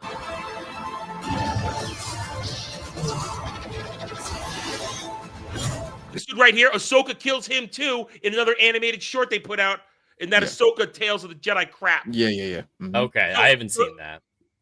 You missed nothing. Oh, you didn't miss anything. I didn't watch any of the Tales of the Jedi or the Sith or any of those. But here's my point with this shit I right like here. the Dooku one. The Dooku one I like. They're throwing out characters. It's the failure of prequel storytelling. These characters are all dead in one way, shape, or form. Two of them by Ahsoka's hands, by the way. Sure. At the same time, now both of y'all can now attest what I'm going to say. Let's get in the Wayback Machine. Palpatine, Sidious arrives on Mandalore, beats the crap out of Maul and Savage, which is the only cool thing about that whole thing. It's the only cool thing. Not the only cool thing, but it was damn cool. Yes, it was They really bastardized Mandalorians. Peaceful Mandalorians.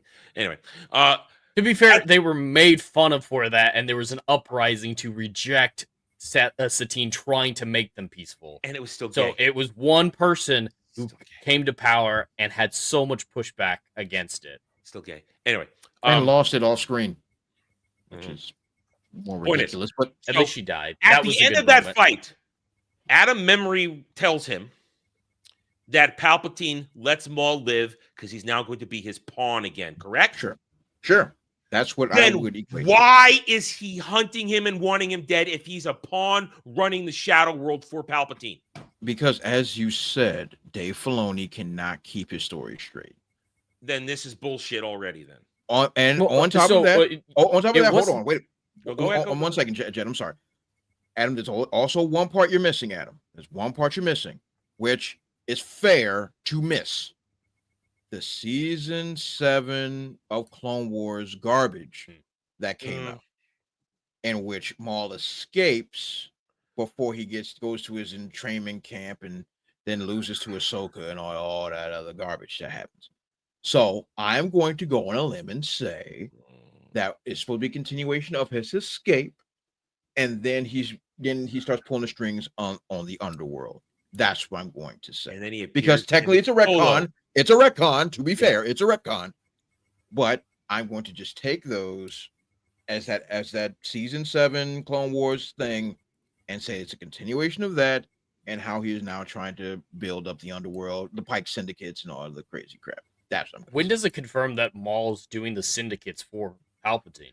I don't Solo. know that bit of lore. I'm no. saying I mean, he's in control of the syndicates, but that's not for Palpatine. No, it's not for Palpatine. Yeah, Well- because when he let Maul live after Savage, he just said, "I have use for you," and like Dre said, That's what I'm he saying. escaped before his reindoctrination, but I didn't know of any confirmation that it I was don't know about for the Shadow reindoctrination. World. I wouldn't say reindoctrination. Just basically, I'm gonna control you and Right, but reasserting his control over Maul. Use you. Yeah. And we don't know what purpose that served, but then, yeah, he escaped and was doing the Shadow World stuff to acquire his own power because he... Yeah. See, I always believed he can't stand alone. I always believed that was him working as a pawn of Palpatine. It might have been confirmed somewhere, but yeah, I've never heard that him being in charge of the syndicates was for Palpatine, because, yeah, the syndicates don't usually do what the Empire wants. No. Unless you take in outlaws. No one does. No one does. No one played that game. But, yeah, no, the syndicate thing, I think, was separate. And if you could say that, yeah, Palpatine captured Maul, tried to reassert his control, and by escaping, it proved that Maul was too much of an independent force right now. Him hunting Maul here just to kill him makes sense. It's like, all right, I tried to make use out of you. You proved to be more trouble than you're worth. I'm just going to have them kill you now. So I wouldn't necessarily see that as a retcon. It's so muddying the waters, though. And this is all happening in this slim little 18-year period between the end of Revenge of the Sith and A New Hope. It's just more crazy. And once again, these characters, why am I threatened by these characters? I know their deaths. I know they're not going to kill Maul because we know what happens to him in Disney Star Wars. He gets cut down by Obi-Wan in the 3-second duel. Yes, that's correct. Yeah, this isn't a time period that people are claiming to find out for him. Oh, no. But the stands. The stands. Do they really want to know how he created the syndicates and got involved in all of that? Because I figured they'd be more interested in his initial training. No, they want to know that they're so excited for the Imperial era. They want to see more of what's going on there. They're hungry after Bad Batch. Adam, you know what? Screw it. To be fair, if there's anything to be excited about, it is anything that's prequel and original related. Let me be clear. Because the sequels have delivered nothing. But they're Inquisitors. Nothing. And no one paid that any attention at all. Do you even think about the stankin' Ahsoka show? All of that is literally just post-Empire falling. None of that is leading to First Order nonsense or any of that crap. It's literally just post-Episode 6. That's it. Because there's no money anywhere else. Think about it's been since 2019, right? 2019 is Skywalker, whatever that movie was. Mm-hmm. Has there been we've had Disney Plus for 8 years now? 8 years, 7 years, whatever amount at the time. There's never been a single Rey show. There hasn't been a single Poe. We're getting Starfighter. He's gotten nothing. And the Rey movie is going to be a trilogy now. Nothing. Everything that's come out is about the prequels and the original, as it should, or High because Republic. That's what makes money. Oh yeah, that's right. With the Acolyte, which I don't know if you guys saw. One of the main writers from Acolyte confirmed that Dave Filoni approved every decision. Oh, we knew that a long time ago. Very much involved. Some people were trying to deny that and say, "Well, he didn't produce that show. He didn't work on it, so he can't be held responsible for that show." Oh yes, you can. Yeah, I can. Look, all right. If KK can get credit for making coffee, shoot, why not bury him for being in the room too? He has approved everything that has happened in the recent years. No, it's what I said last week is Dave Filoni is only ever as good as the hand up his ass puppeting him. When it was George Lucas, he made some good stuff occasionally. When it's Kathleen Kennedy, it's been crap. I don't think he's capable of anything on his own. Like, I think we're really going to see that he has no inbuilt talent. It's just we already saw that. Ahsoka season 1.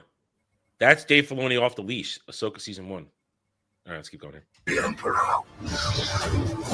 wants you dead. Chains can be broken. Hang on! And empires can be shattered.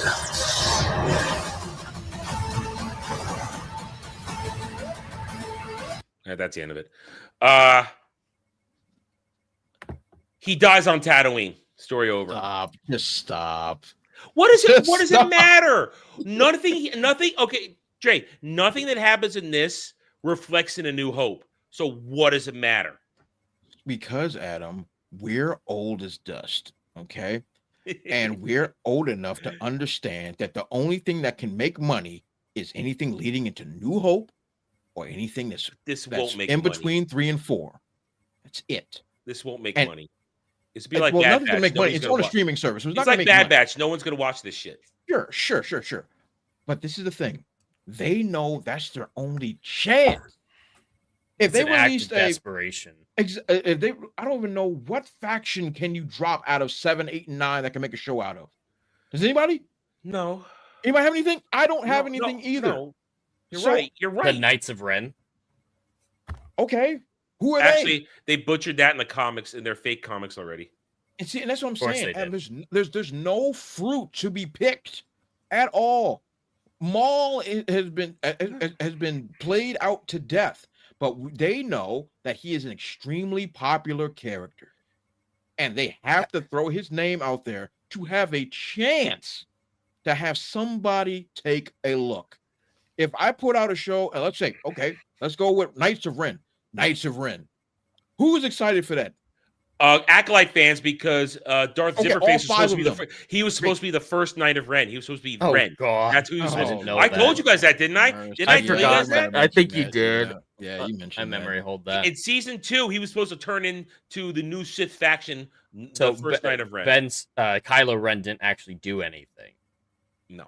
Not that I care about that. That But matters. I actually agree with you a lot, Dre, when it comes to that. Maul is one of the untapped Clone Wars things, at least in recent years, that could be successful. Bad Batch, nobody gave a shit about Bad Batch. Not one human I being. think this will do better than Bad Batch, though. Still fail, still probably be terrible. Like I've said many times, I don't care about Star Wars. It could make the greatest Star Wars movie ever. Like Starfighter could be the greatest sci-fi movie of all time. Yeah. I literally couldn't care. This TV show could have had Darth Maul switch out his prosthetic legs with a pogo stick dildo, and I really would have the same reaction. I really don't give a shit. And like when it comes to Maul and the Clone Wars, I despise the way they brought him back. The spider monstrosity with Savage was awful. I do like the Dathomir, mainly because I don't know the original context. So separating it from the original context, I liked a lot of that stuff. But once he started interacting with Kenobi again, I liked those playoffs, and I'm glad really that good. Kenobi in the end was the one to finally put him down. And I actually don't mind that 2-second fight, because it really shows how strong Ben is, that he's really come so far, where it's just 2 seconds. And there's strategy involved. If you actually look at the different moves, those 5 moves are all very specifically chosen. They've talked about even the different stances that he used were thought, and he wanted Maul to think that he could use the Qui-Gon move against him, because Darth Maul goes for the same move that killed Qui-Gon. I'm going to say 2 things, and they're both Grumpy Adam responses. Oh, boy. 1, that's still Rebels, so fuck it. 2, and you already touched on it a second ago, you got it before I could. He should have been brought back to life in the first place. Yes, that's that, true. that is my I Grumpy like Adam what they response. do with it, but they didn't justify it. He should never have been brought back to life. The spider thing is stupid. All right, I can't stand that. I don't like the fact that he was brought back from the dead, but I like what they did with him creatively once they got him off the trash planet. I think the things that they The did, Kenobi was really stuff, the Palpatine fight, there's some great stuff. The Palpatine fight is great because honestly, what I enjoy about that is I enjoy seeing the overwhelming strength of Sidious. Yeah. I enjoy seeing that. That was really well The done. only other scene we see is with Mace Windu, and he's playing them, so you don't even really see full strength. So So just murking folks. this is actually I don't want to spend too long on it right now, so because I want to Too get late. I want to get to the fun stuff. I want to get to the fun stuff with the discussion topic. So Sure. And we had differing opinions. Oh my god! But there were foundation for the points of here. You guys are not living because you could admit he should have died. 100%. Not come back. You can admit to all the most of the problems I pointed out in that trailer. Yes. Neither of you are living in a fantasy world. No. But there are people out there who watch the Bad Batch, who watch all this garbage, who watch Acolyte, all that shit, who legitimately think this means Star Wars is okay. Who think this is going to revitalize stuff. It's going to be great. It's going to be gangbusters. Everybody's going to watch this. And that it's going to top of the charts. No, it isn't. I agree. I agree with you. How do you get to that point? And we've touched on it before, even today. with the idea of wedding it to your personality. But how do you go so far that no matter what comes out, you live in this world where everything is fine, everything is great, even though there's physical evidence to say otherwise? How do you get to that point? Like, how do you dive so deep into delusion that you believe that everything is going to be good? Beyond just cognitive dissonance, we're talking full on. It's delusional. I think a different world is going on around me. Yeah, and like with that level of delusion, well, that's also comes with a whole lot of mental illness. God bless him. But the idea that now we come from fandom where like there were always extremists in our fandom that like believed that Narnia was the greatest place on earth, and you dress up like whatever, I mean, like there's people that's like that, and those people have great love for them, but of course they were crazy, and but it was fine. But these people, the modern people that are looking at this, that weren't there to enjoy it when in its heyday or when it was actually meant anything, they are looking at this as a stance of themselves, which it never is. There's nothing wrong with seeing yourself in a character, and I think that's we all do that.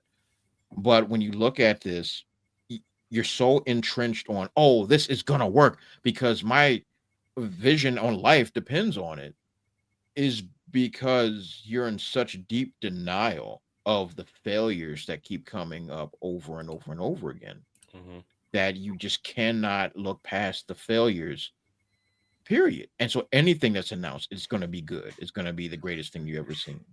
And it's unfortunate. It's mental issues. Bye, Dragon Lady.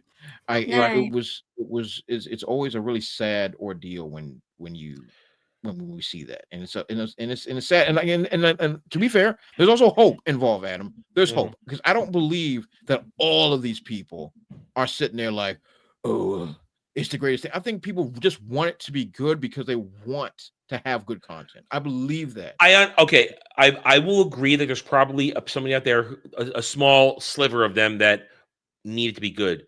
But Jed, you are on the record, and it's part of your personal beliefs and stance that nothing is perfect. Nothing be 10 out of 10.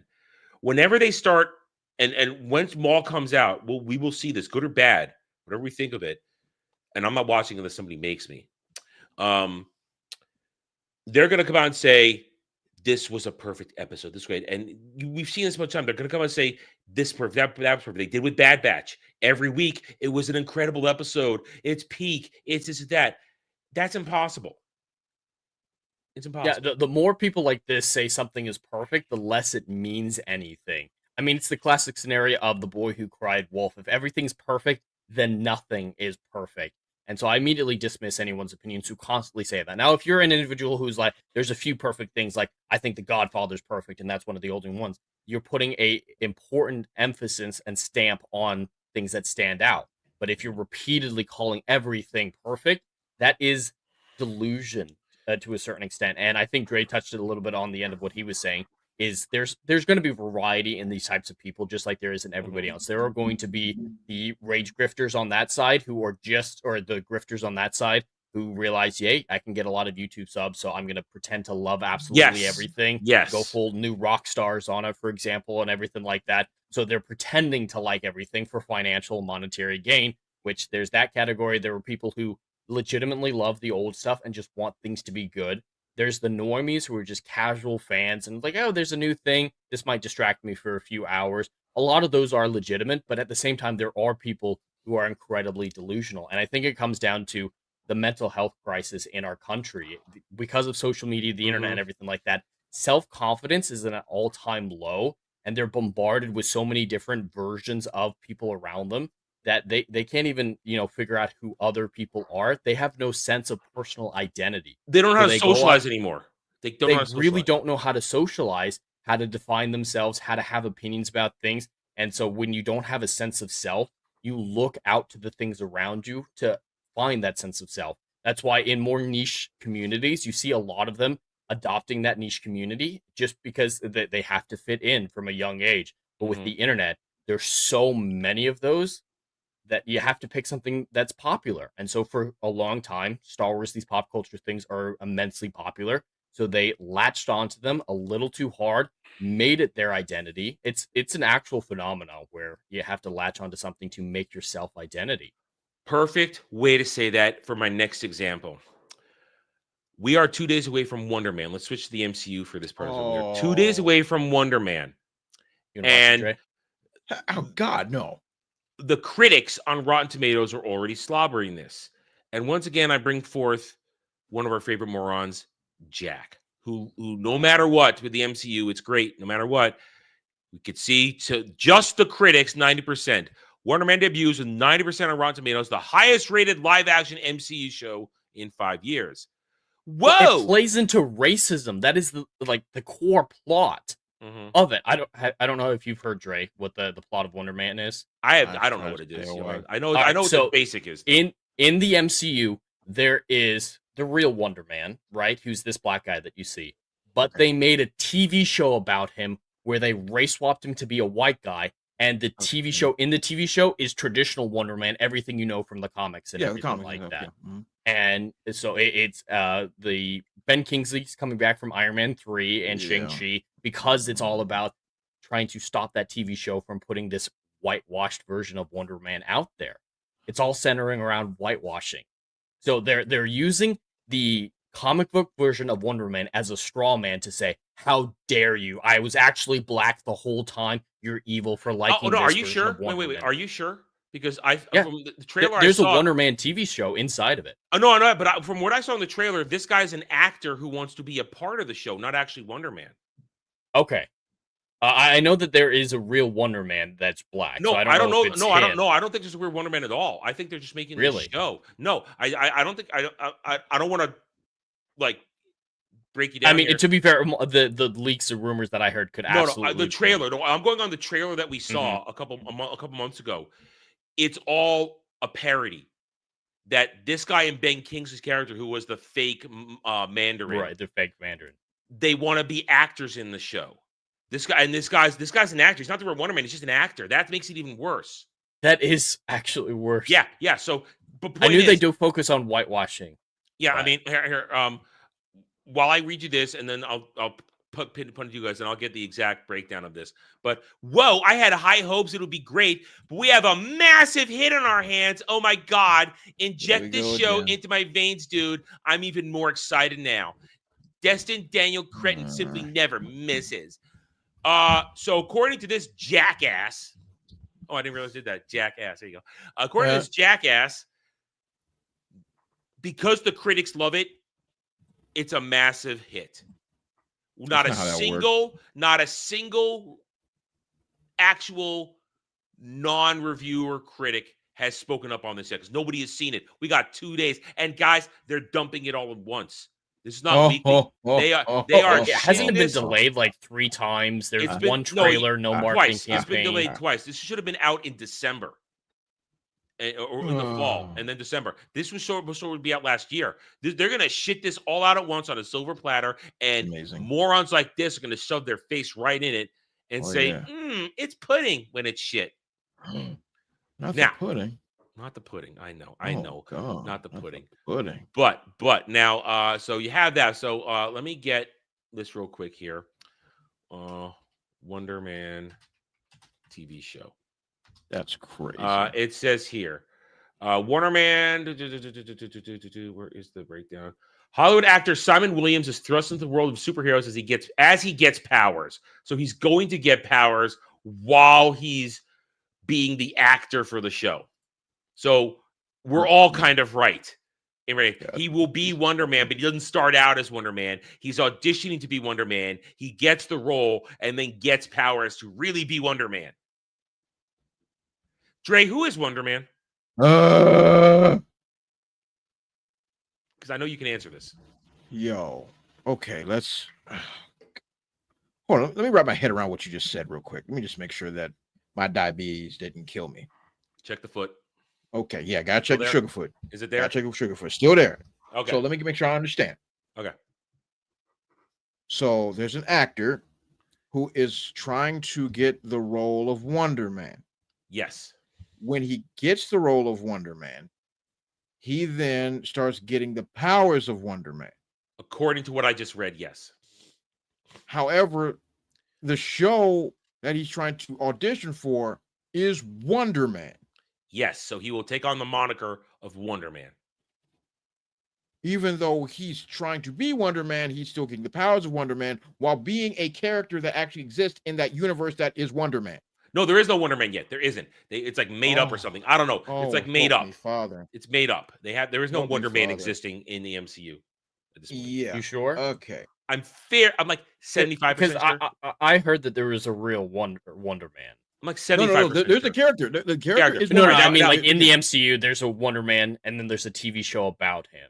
Is what I mean in the universe. Also, in universe, there's going to be a Wonder Man. That show is about that character.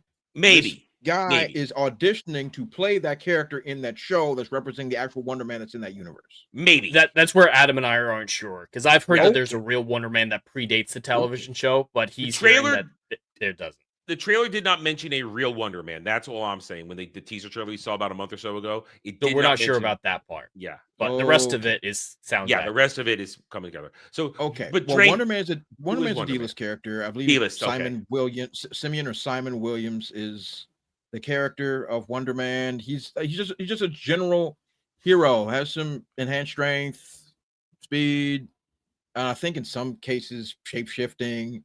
Healing factor, like in certain stories, but he's a D-lister at best. He's a D-lister. Like he would get flattened by any supervillain. Everybody. So he was with the Avengers in certain points, but he was mostly known as being part of the West Coast Avengers with Hawkeye as the leader. His powers? Like strength, endurance, in some case shapeshifting, teleportation. The generic set. Yeah, generic. Like he's and not even mega strength you'll be impressed by. Not even impressive mega strength. No. He's not all world at all. Yeah. Like at all. Like he's just a guy. You can just put him as whoever. Like he's bottom tier. Like if he was, which he was, if he was in Avengers during a comic book, he's one of the characters in the background that's fighting the like goons or something. Or on crowd control. He doesn't even get his own shot. Citizens. No. He'll be like, hey, look in the background. Look, I think that's Wonder Man back there. Like that. He's one of those type of characters. Oh, look, cameo. Hey, it's Wonder Man. He's that type of character. He ain't getting frontline against Ultron. No. He's not even getting frontline against me if I was in it. So it's like, he's a D-list character. And so they feel like they can take liberties, which is fine. But as long as he looks like the character, you can get away with that. But once you start casting Negroes, you're gonna have to. There's gonna be some eyebrows to go up. Like Wonder Man is white. No question about that. So here's the thing, then. So once again, and wealthy, if memory serves me right. I don't know. You would know better than I. Yeah. Point is though, this particular guy Jack, who for some reason has a large YouTube channel. We've been over this in the past. This guy lives in a perpetual fantasy world. Every single MCU project is perfect and has never failed. Mm-hmm. We were too harsh on the Eternals. It did great. Oh, Shang-Chi was fantastic. It was great. Every part of it was awesome. That's the type of guy. That's the type of guy this douchebag is.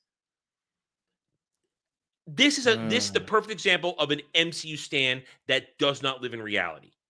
None. Yeah, we've seen enough from him that I don't think he's just trying to take monetary gain from this, because I don't think he has a YouTube channel. He just spamming. No, he does. He's got a 20K YouTube channel. Okay, so he might be doing this just all for the clicks. So there it is. All right, so there it is. That brings the point. So is it fantasy or is it he's so wedded to the bit that they usually accuse people of what they're doing themselves, so the whole everyone else is a grifter that he thinks is reality.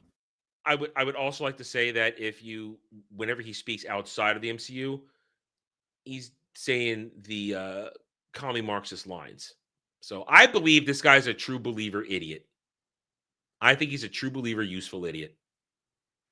And if anything failed to the point of he's defined himself by this, I think his entire world would shatter.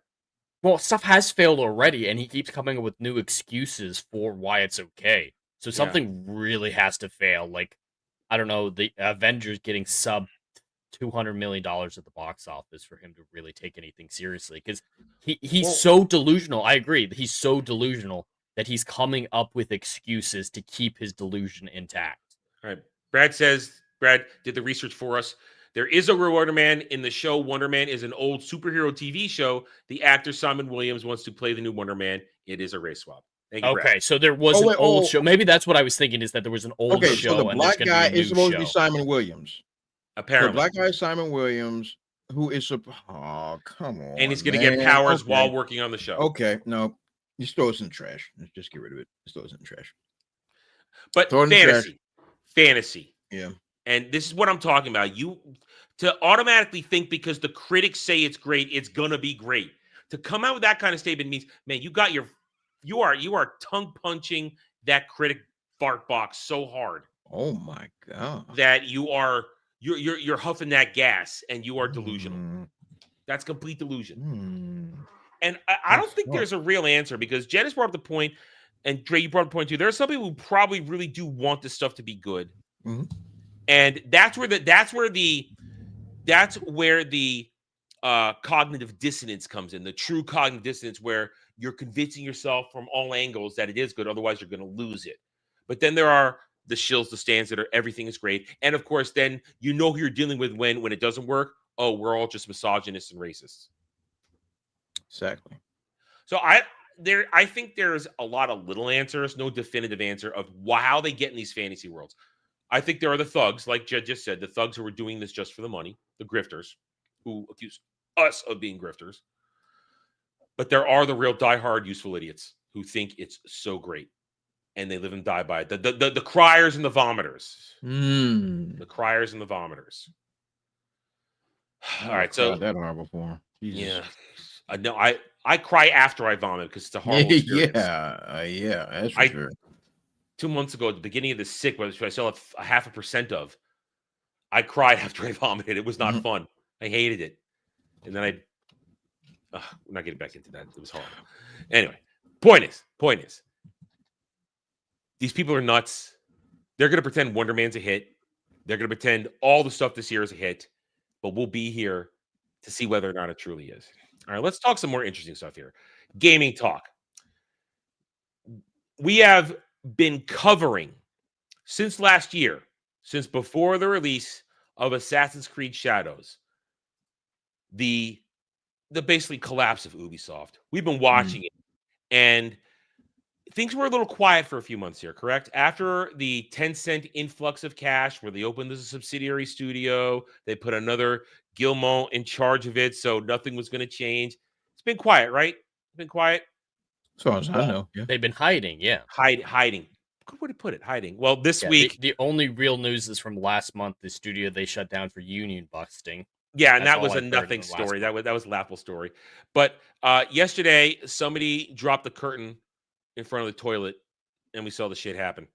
Oh, Ubisoft cancels 6 projects, including Prince of Persia, Sands of Time Remake, closes 2 studios, and confirms further layoffs in major company restructure.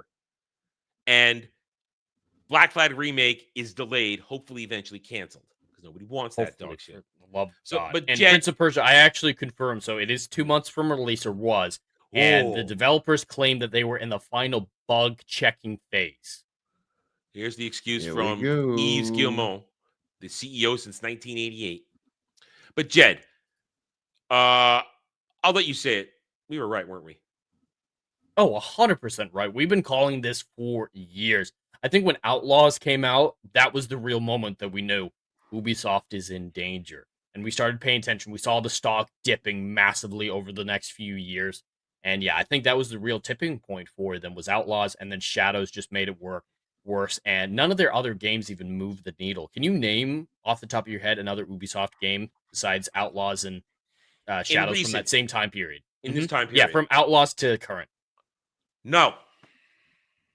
I don't think most people could either. So, yeah, their other projects aren't moving the needle. And Sands of Time, I know Prince of Persia was very popular back in the day.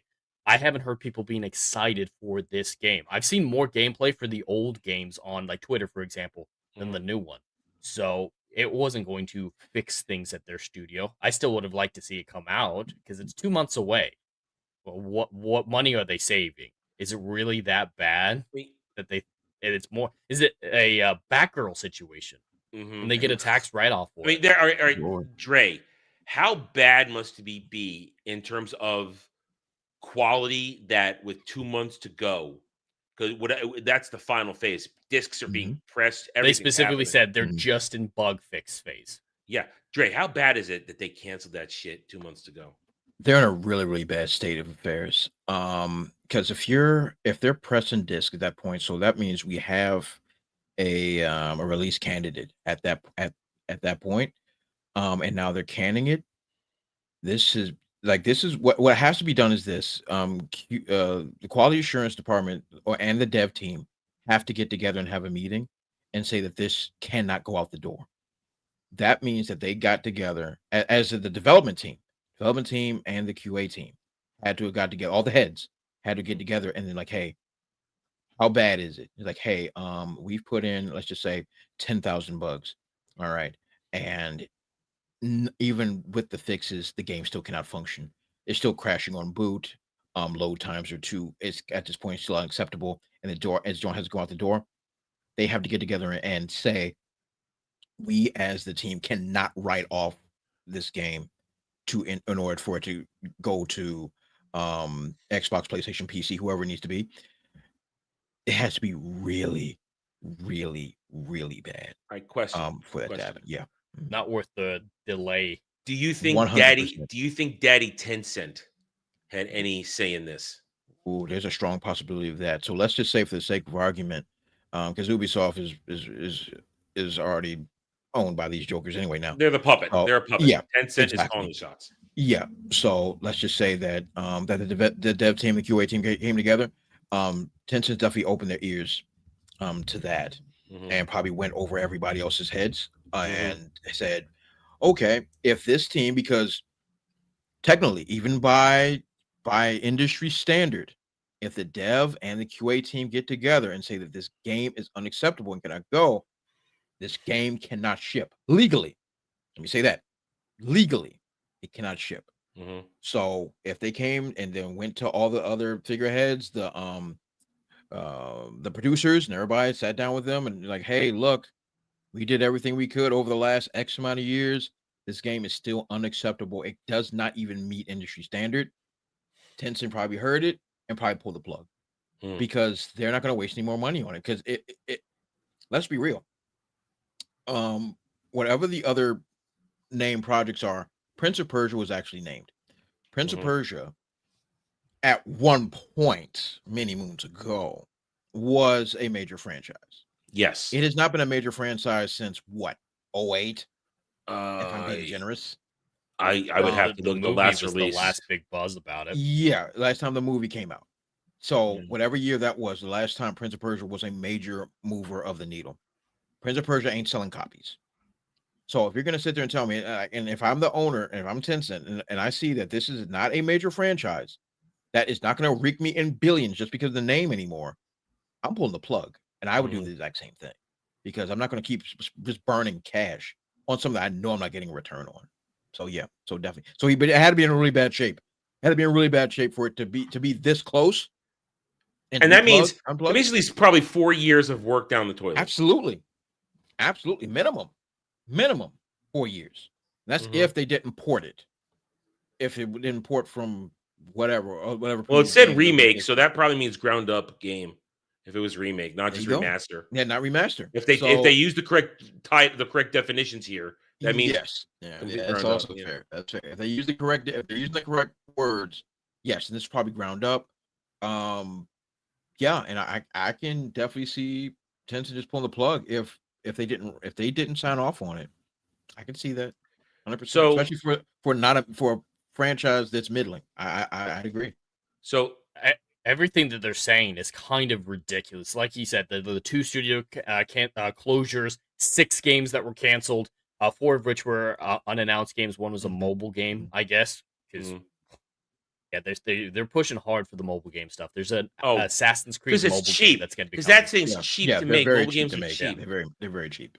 So, but with the studio closures, they mentioned instead of having just one big company that's one big team, basically, even though they have the different studios working on multiple projects simultaneously, they're going to make their still existing studios specialize in different IPs. That's their solution. So like the Montreal team would become the Assassin's Creed team or whatever, for example.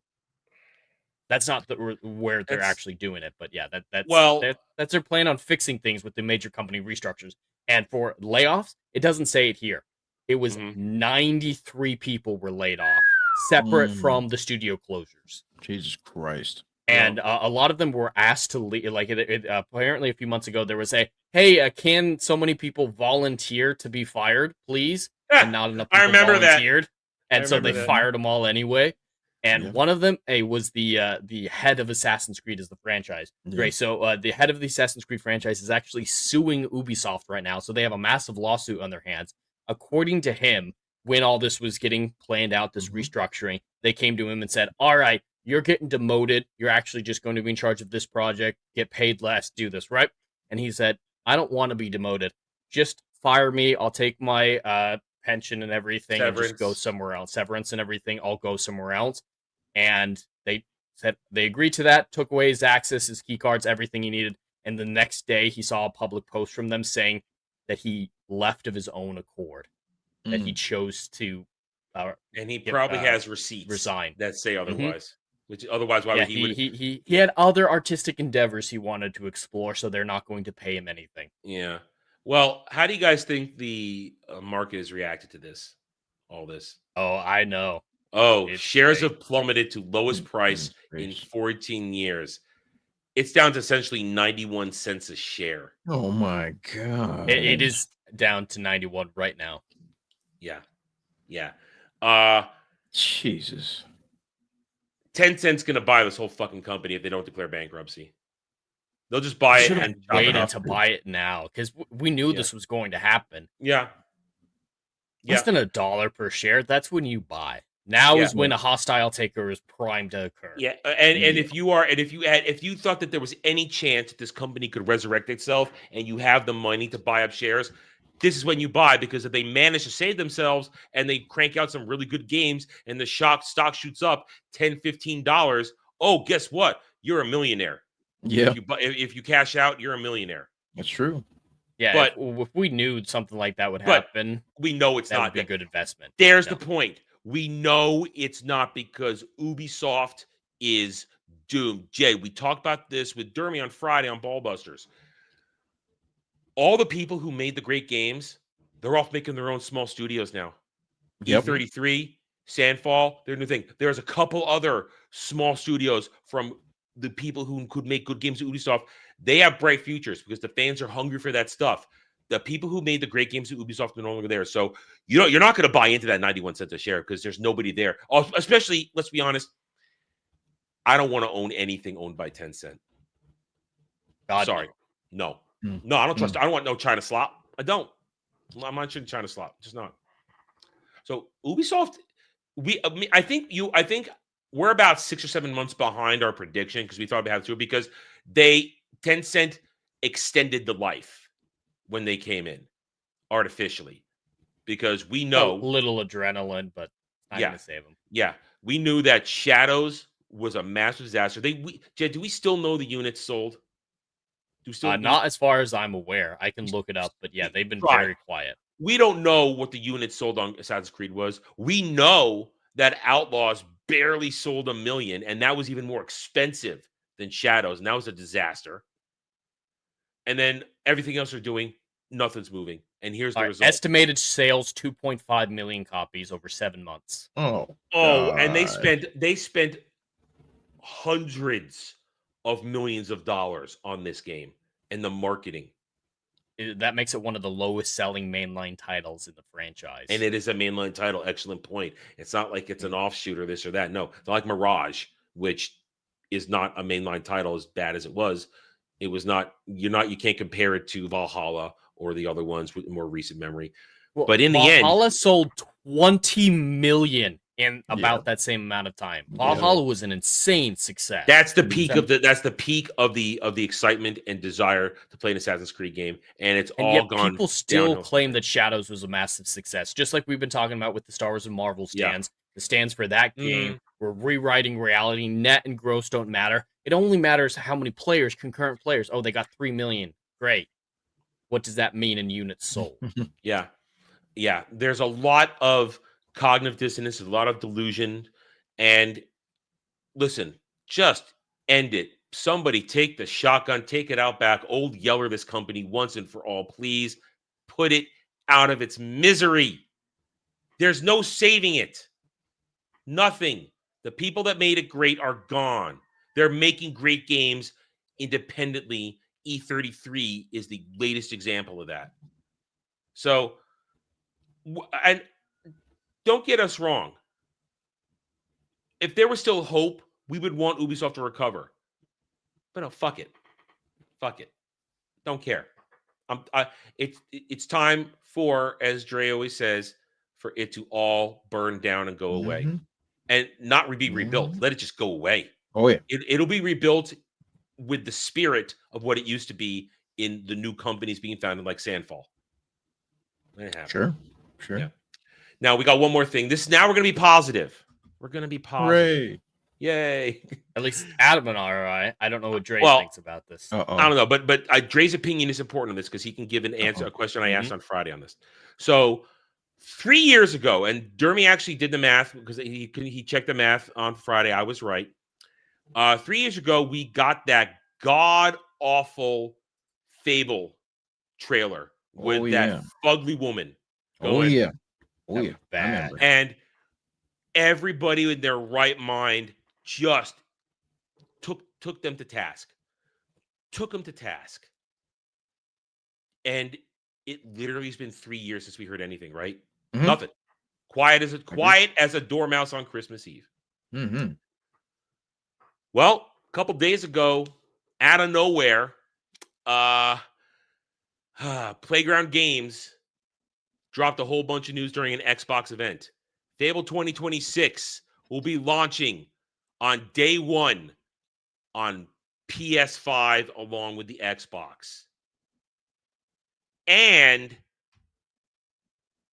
fully customizable characters. Male and female. Very good. From what I saw, it's not full custom character customization. There's a few stock people you can choose from. You know what I mean, though. You can play as different people. You're not locked in to this fugly chick right here. Right. You're not locked in. Now, through specific release date has not been confirmed. I believe now it's November. It's gonna be November. It's probably reasonable to assume Fable will be released part of November. I think it all depends on GTA 6, as they say. Yeah, well, that's the truth. Yeah, you want to avoid GTA at all costs. Yeah, avoid that. But it's coming out on PS5, which means now I have a chance to play it. And every project team is deciding these things, deciding when they're going to do it, blah, blah, blah. And Playground, we have 2 projects that we made slightly different decisions, although the endpoint is the same. And I think as a game developer, the most important thing to me is the greatest number of people play my games, and that tells me we're listening to them. Now, 3 years ago, we went through these fights. It's the same thing we went with Spider-Man, all that stuff, Ugly Mary Jane, Ugly Aloy, all that kind of stuff. The people yelling at us that Kay Vest from Outlaws is beautiful and all that kind of stuff. And she's still girls. Same people said this was beautiful, say, oh, that's beautiful. Dre, is 3 years enough time to implement a new character system if it was first just her as the solo character? That's a tough question. That's a very good question. Because they are saying, the people who are yelling at us saying, you didn't affect anything, saying it was always like this. It was always going to be. Okay, well, that's the character lie. Customization. That's a flat out lie. Like everybody knows that was a lie because it was known that she was going to be the protagonist. That was in there. Okay. At that point, that was pre-alpha, and that was already in. That was locked in hard code. So that's a lie. Who would say something that's stupid? They are. Anyway. I've replied to these people. They think, oh, it was always like this. You're all angry chuds. No, that's not how Fable worked before. Anyway, is 3 years long enough? Now that's a really good question. Yeah. Unless they had the hardest crunch I've ever seen in my life, probably not. So what I am going to say is this: Once the outrage started, and rightful outrage, may I add, started, if they immediately was like, hey, let's get all the studio heads together, this is not going to work. If they immediately got together and then got the executives in and made the decision, let's say, let's be fair, within a month, then I can say that, okay, that crunch might have been long enough in order for it to be fully implemented, from character creation, and then, of course, removing all the cutscenes and all that other stuff, and then go get the actors back in to go and reshoot and all the other stuff. Then I can say that, sure, 3 years. But off the lot top of work, of my though. head, A lot of work. it's a lot. Like what I'm telling, like this crunch had to be from when they after like a month after the backlash came, all the way up until today. That's how much time would have been put in order for it to be turned around. Now it's entirely possible that it can be done. It's entirely possible. But just from what I've seen in my experience, let's just say, for the sake of argument, let's say that they did it all, got it all done right. When this game releases, I would not be shocked if there's an outpouring from a dev team, a QA team, of this studio has to be burned to the ground because I haven't seen my family in months. You know what I mean? It wouldn't. I've seen it happen before. That happened with Tango years ago.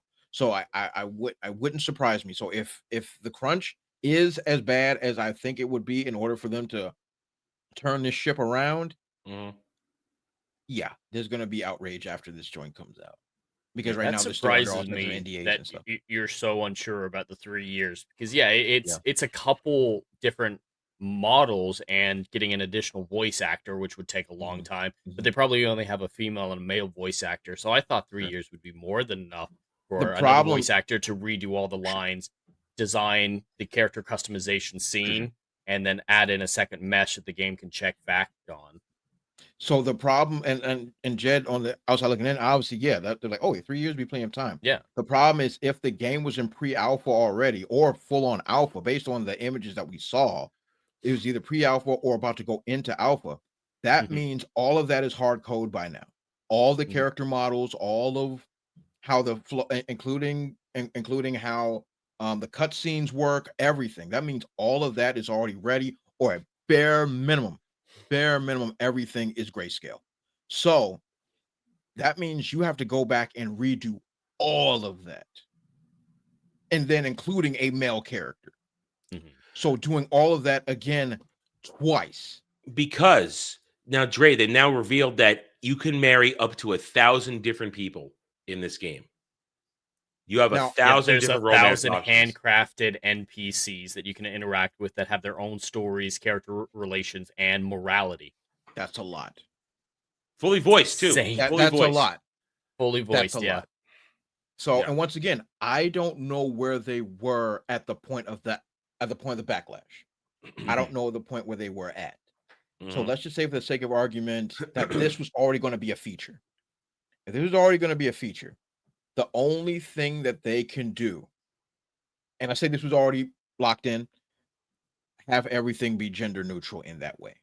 As in, if you're a girl character, it doesn't change if you're trying to date the girl character. Legacy did. Or the boy character. Like, at that point, I wouldn't touch this system at all. Because if there's a differentiation between interactions between like a guy and a girl and a girl and a girl, whatever the case may be, They were free to by whatever your title is in the game. It's an easy way around that. Like, you are sure. Yeah. But if that wasn't the case before, that's what I'm saying. That's what I'm saying. I don't know where they were. Yeah. So I'm going to assume that this was already planned. I'm going to assume that a lot of this already implemented already. Because if it wasn't, and then they're pushing this in here, that is a hard ask, even for 3 years. Because even as a QA or as part of the dev team, you have to go through every single one of those relationships. As a man or as a woman or as a whatever decisions they made, whatever the case may be, you're going to need a whole dedicated team just for that alone. The possibilities that has to be tested, now, it's through the roof. Here's my thought on this as the layman here.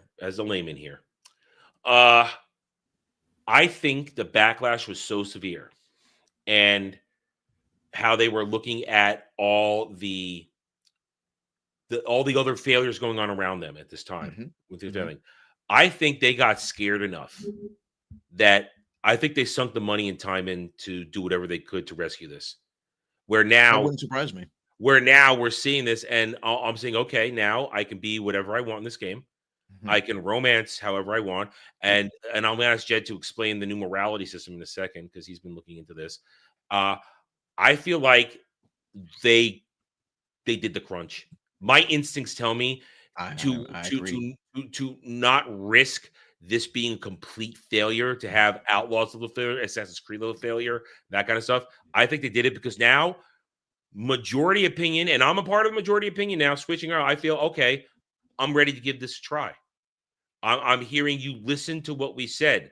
You're allowing me to be a dude if I want to be a dude. You're allowing me to be like a man. Let me fight like a man. Allow me to explore this world, not be locked into the world you wanted me locked into originally.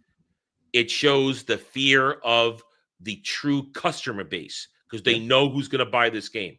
I'm inclined to agree with you. Yeah, I'm inclined to agree. That's what happened. And I think this trailer, I think this trailer won over a lot of people. And I don't know what you guys think, but I think if that trailer hadn't come out 3 years ago, the one with the awful female protagonist, this trailer would be almost universally accepted. Like, people would be legitimately looking forward to it. But there's the bias from the trailer that's still the old trailer that's still affecting people. The only legitimate criticism I've heard from this big press announcement over the last few days with Fable is the world's too diverse. All right, that is what it is. And then then a misunderstanding of the morality system.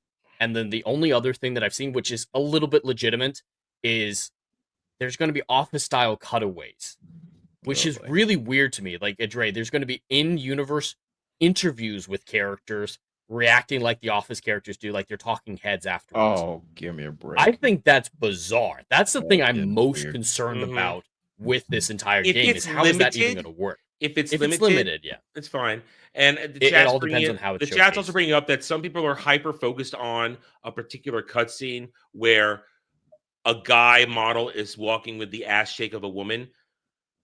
I have no explanation for that, but I think these are the people who I see reacting to it are the people who are locked into everything's woke.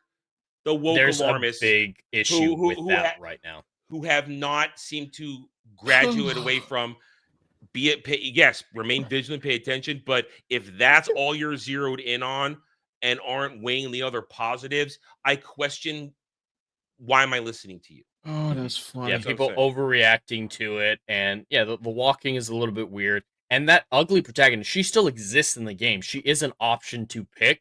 Yeah. No one's going to pick her. But you have the choices. And I'm always going to advocate. Some will pick her just to be defiant. Some will do it just for fun. But I'm always advocating for player choices. Let people customize their experience as much as is feasible. And, you know, they're letting players do that. And they're completely ignoring. I think the combat looks absolutely phenomenal. I am really excited for what they showcased for the gameplay aspect of it. I'm legitimately looking forward to this game. I'd never heard of Fable before the first trailer came out a few years ago, and I didn't think about it since that trailer came out. But this was enough. Just like you're saying, Adam, it sounds like they're listening to criticism. I'm willing to give them a chance. And yeah, I'm not seeing the woke shadows on the walls. The pros and cons are balanced. There's still cons, but now before there was just a list of cons. Now there's a list of pros. And now you got to be objective and look at it and balance. Okay, am I willing to put time into this? And at this moment, I feel like I'm willing to put time into this right now.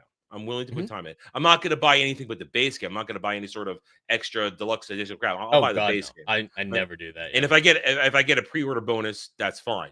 But this is not the disaster that it was going to be.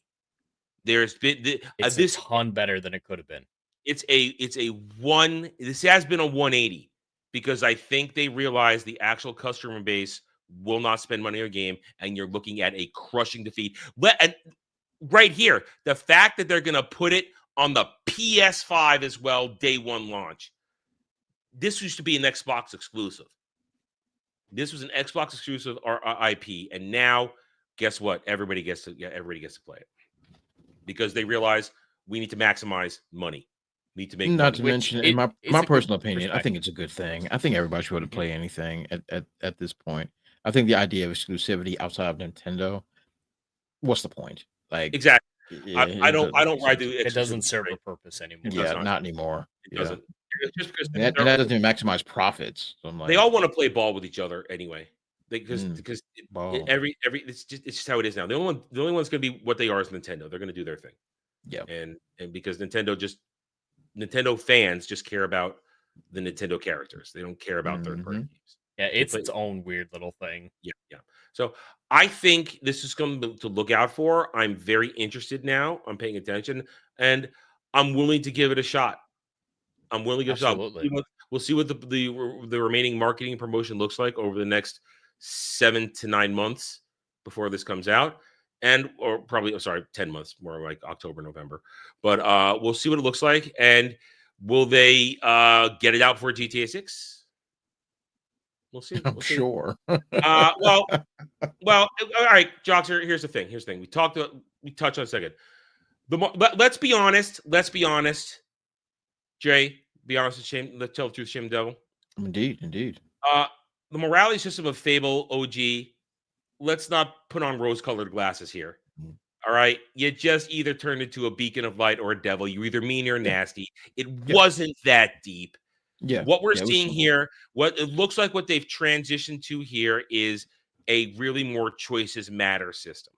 Yes. Which is a very much a modern standard, is having your choices reflect in the world around you. It's more complicated, but it's more engaging. I'm more invested in the world if the choices I make have legitimate impact, like in Red Dead Redemption 2. It's a great example of it. Dre, did you ever play the old games? Do you know how the morality system worked in the original? Yes. Yeah, I did play the original Fable with on the the horns first and the Xbox. beard. Yeah. Yes.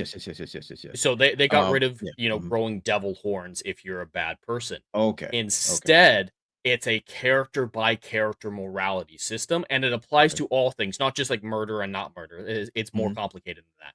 So every NPC is programmed with their morality, just like people in the real world. People in the real world have different opinions on morality when it comes to a lot of different things. So the example they used in their trailer was, if you decide to buy up a bunch of stuff and become like a business mogul, some poor people who don't like rich people will treat you differently. And rich people will accept you in their circles if you're a rich person too. That's what they mean by the subjective morality system. Is characters will respond to you based on their programmed and personalities. And that applies. Every person's different. There's 1,000 customized characters in this, NPCs. So some are going to like you because you're this way. Some are going to like you because you're that way. Some people are going to respond well. And it makes sense with the background. Like if you meet someone who was a member of a bandit camp back in the day and, used to rob people, and they see you pickpocket someone, they're not going to give a shit. But if a 18-year-old girl who's lived on her farm her whole life, isolated from the world, sees you do the exact same thing, she's going to freak out and say, that's immoral. Get away from me. So that's all they mean by this. The subjective morality stance, calling it subjective, it was the wrong choice of word. It was the wrong choice of words, and people are overreacting to it. People are saying, oh, Fable's saying that there's no right and wrong, and murder is just okay.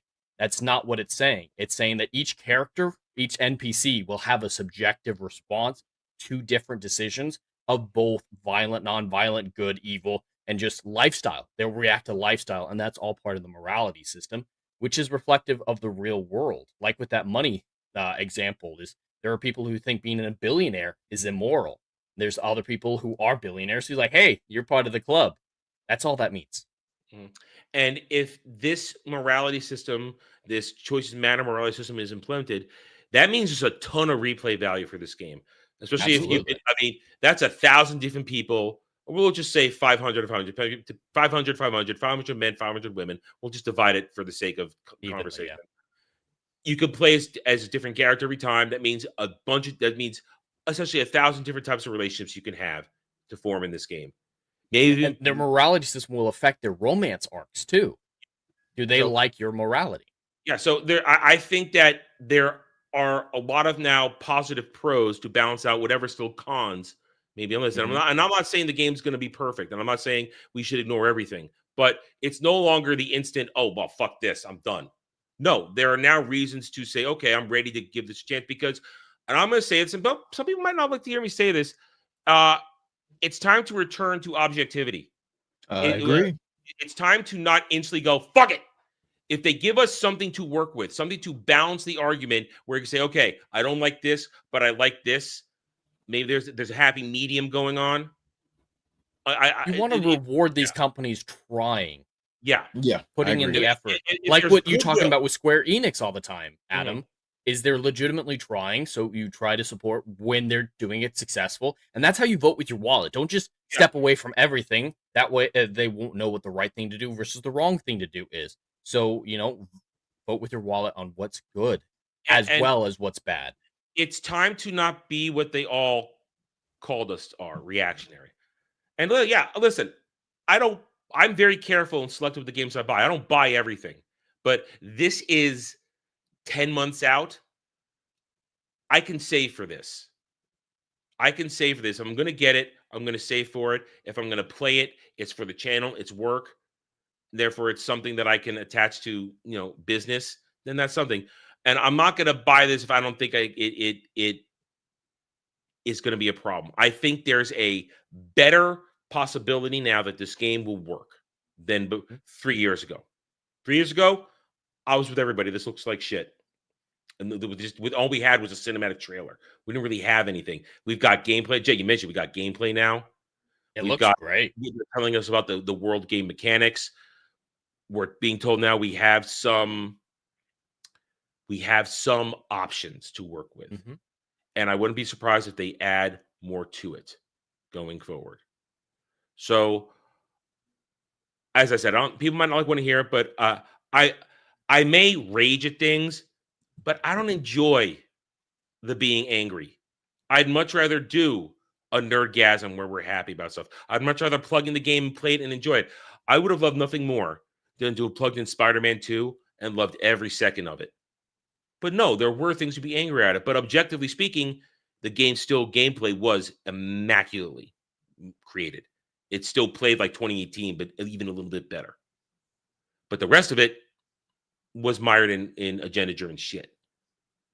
I would love nothing more than to be positive. But I want to put my time into selective rage. I don't want to be angry at everything because guess what?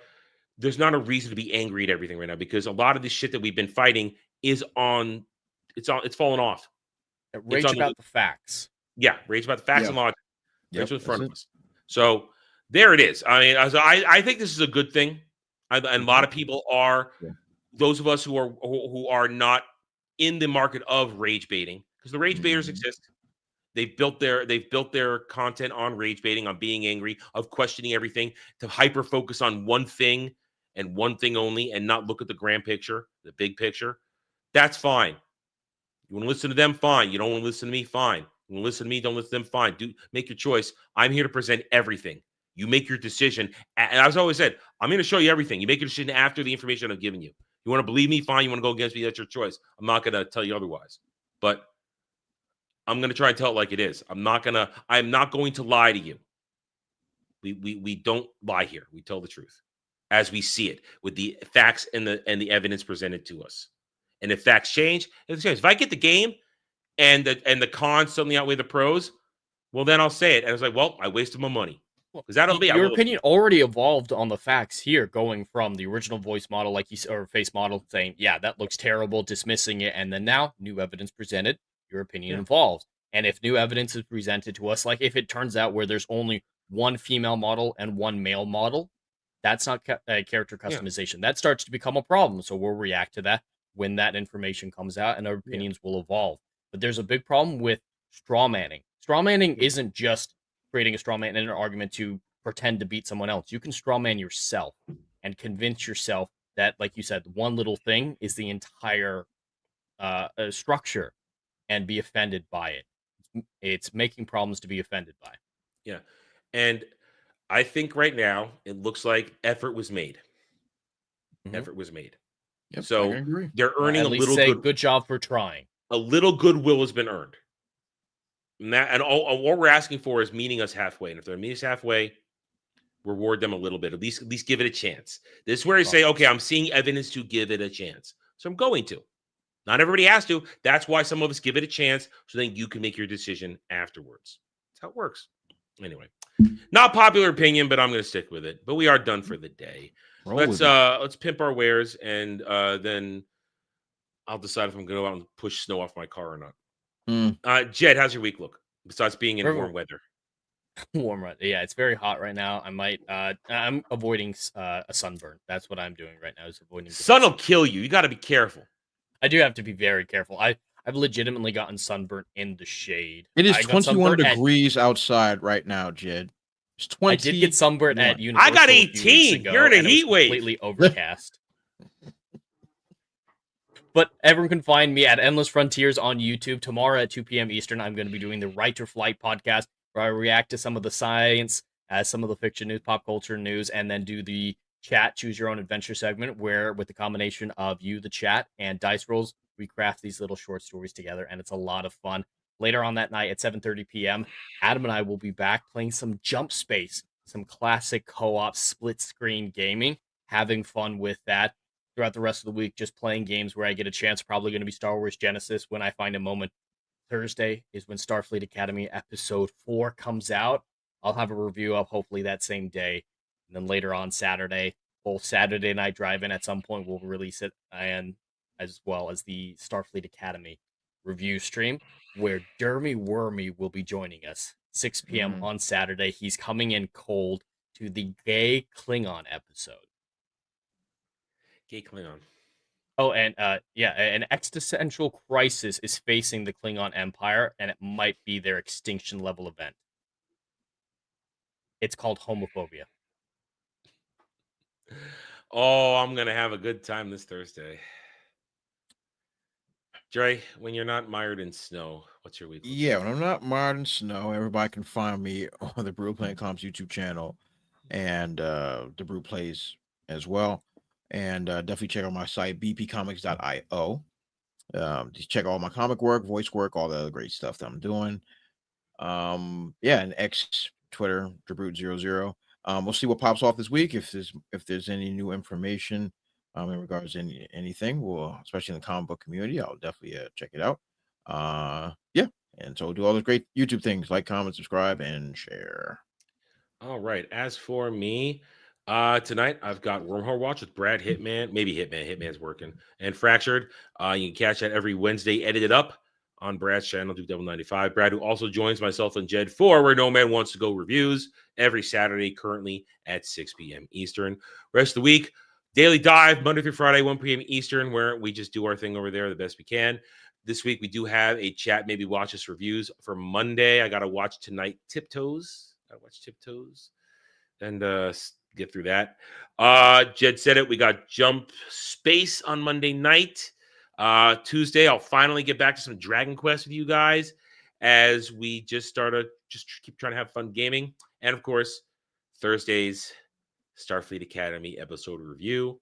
I hope everybody continues to enjoy them. You guys seem to be liking it, and we're going to keep doing it because, hey, that is a true abomination. And I have decided to work on a particular video. I'm going to see if I can get it out tomorrow concerning Starfleet Academy in general. We'll see how it works. I'm putting it together in my head since this morning. Either way. And as Jed said, we've got a drive-in recorded version coming out this Saturday. Jed, what are we talking about this week?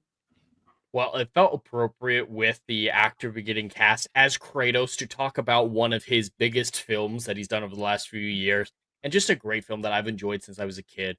We're going to be talking about the football movie, Remember the Titans. It's been a long time since I saw the movie. It's been a while. And of course, then this week also, Dermy and I have Anime Odyssey. So you can join us for that. We're going to probably keep it on Thursday. I think I'll make it work. And of course, if you haven't done so, please head on over to the post tab in my section and vote on next month's Nerdgasm. I almost said the wrong thing. Nerdgasm. The poll is up. It's going to run for another 3 weeks. So you guys got time before we get to it. Plenty of time. Currently, Farscape is winning, but James Bond and what else I have on there? Pokemon and Doctor Who. James Bond and Doctor Who are making a run for it, but only 54 votes. So plenty of people can come in and vote and shift this stuff around. So go ahead, vote on that. It'll remain open. And other than that, thank you, everybody, for joining us today. We appreciate your support. Hit those like buttons. Links are in the description below for subscriptions. And we'll see you guys next time. Until then, take it easy, everybody.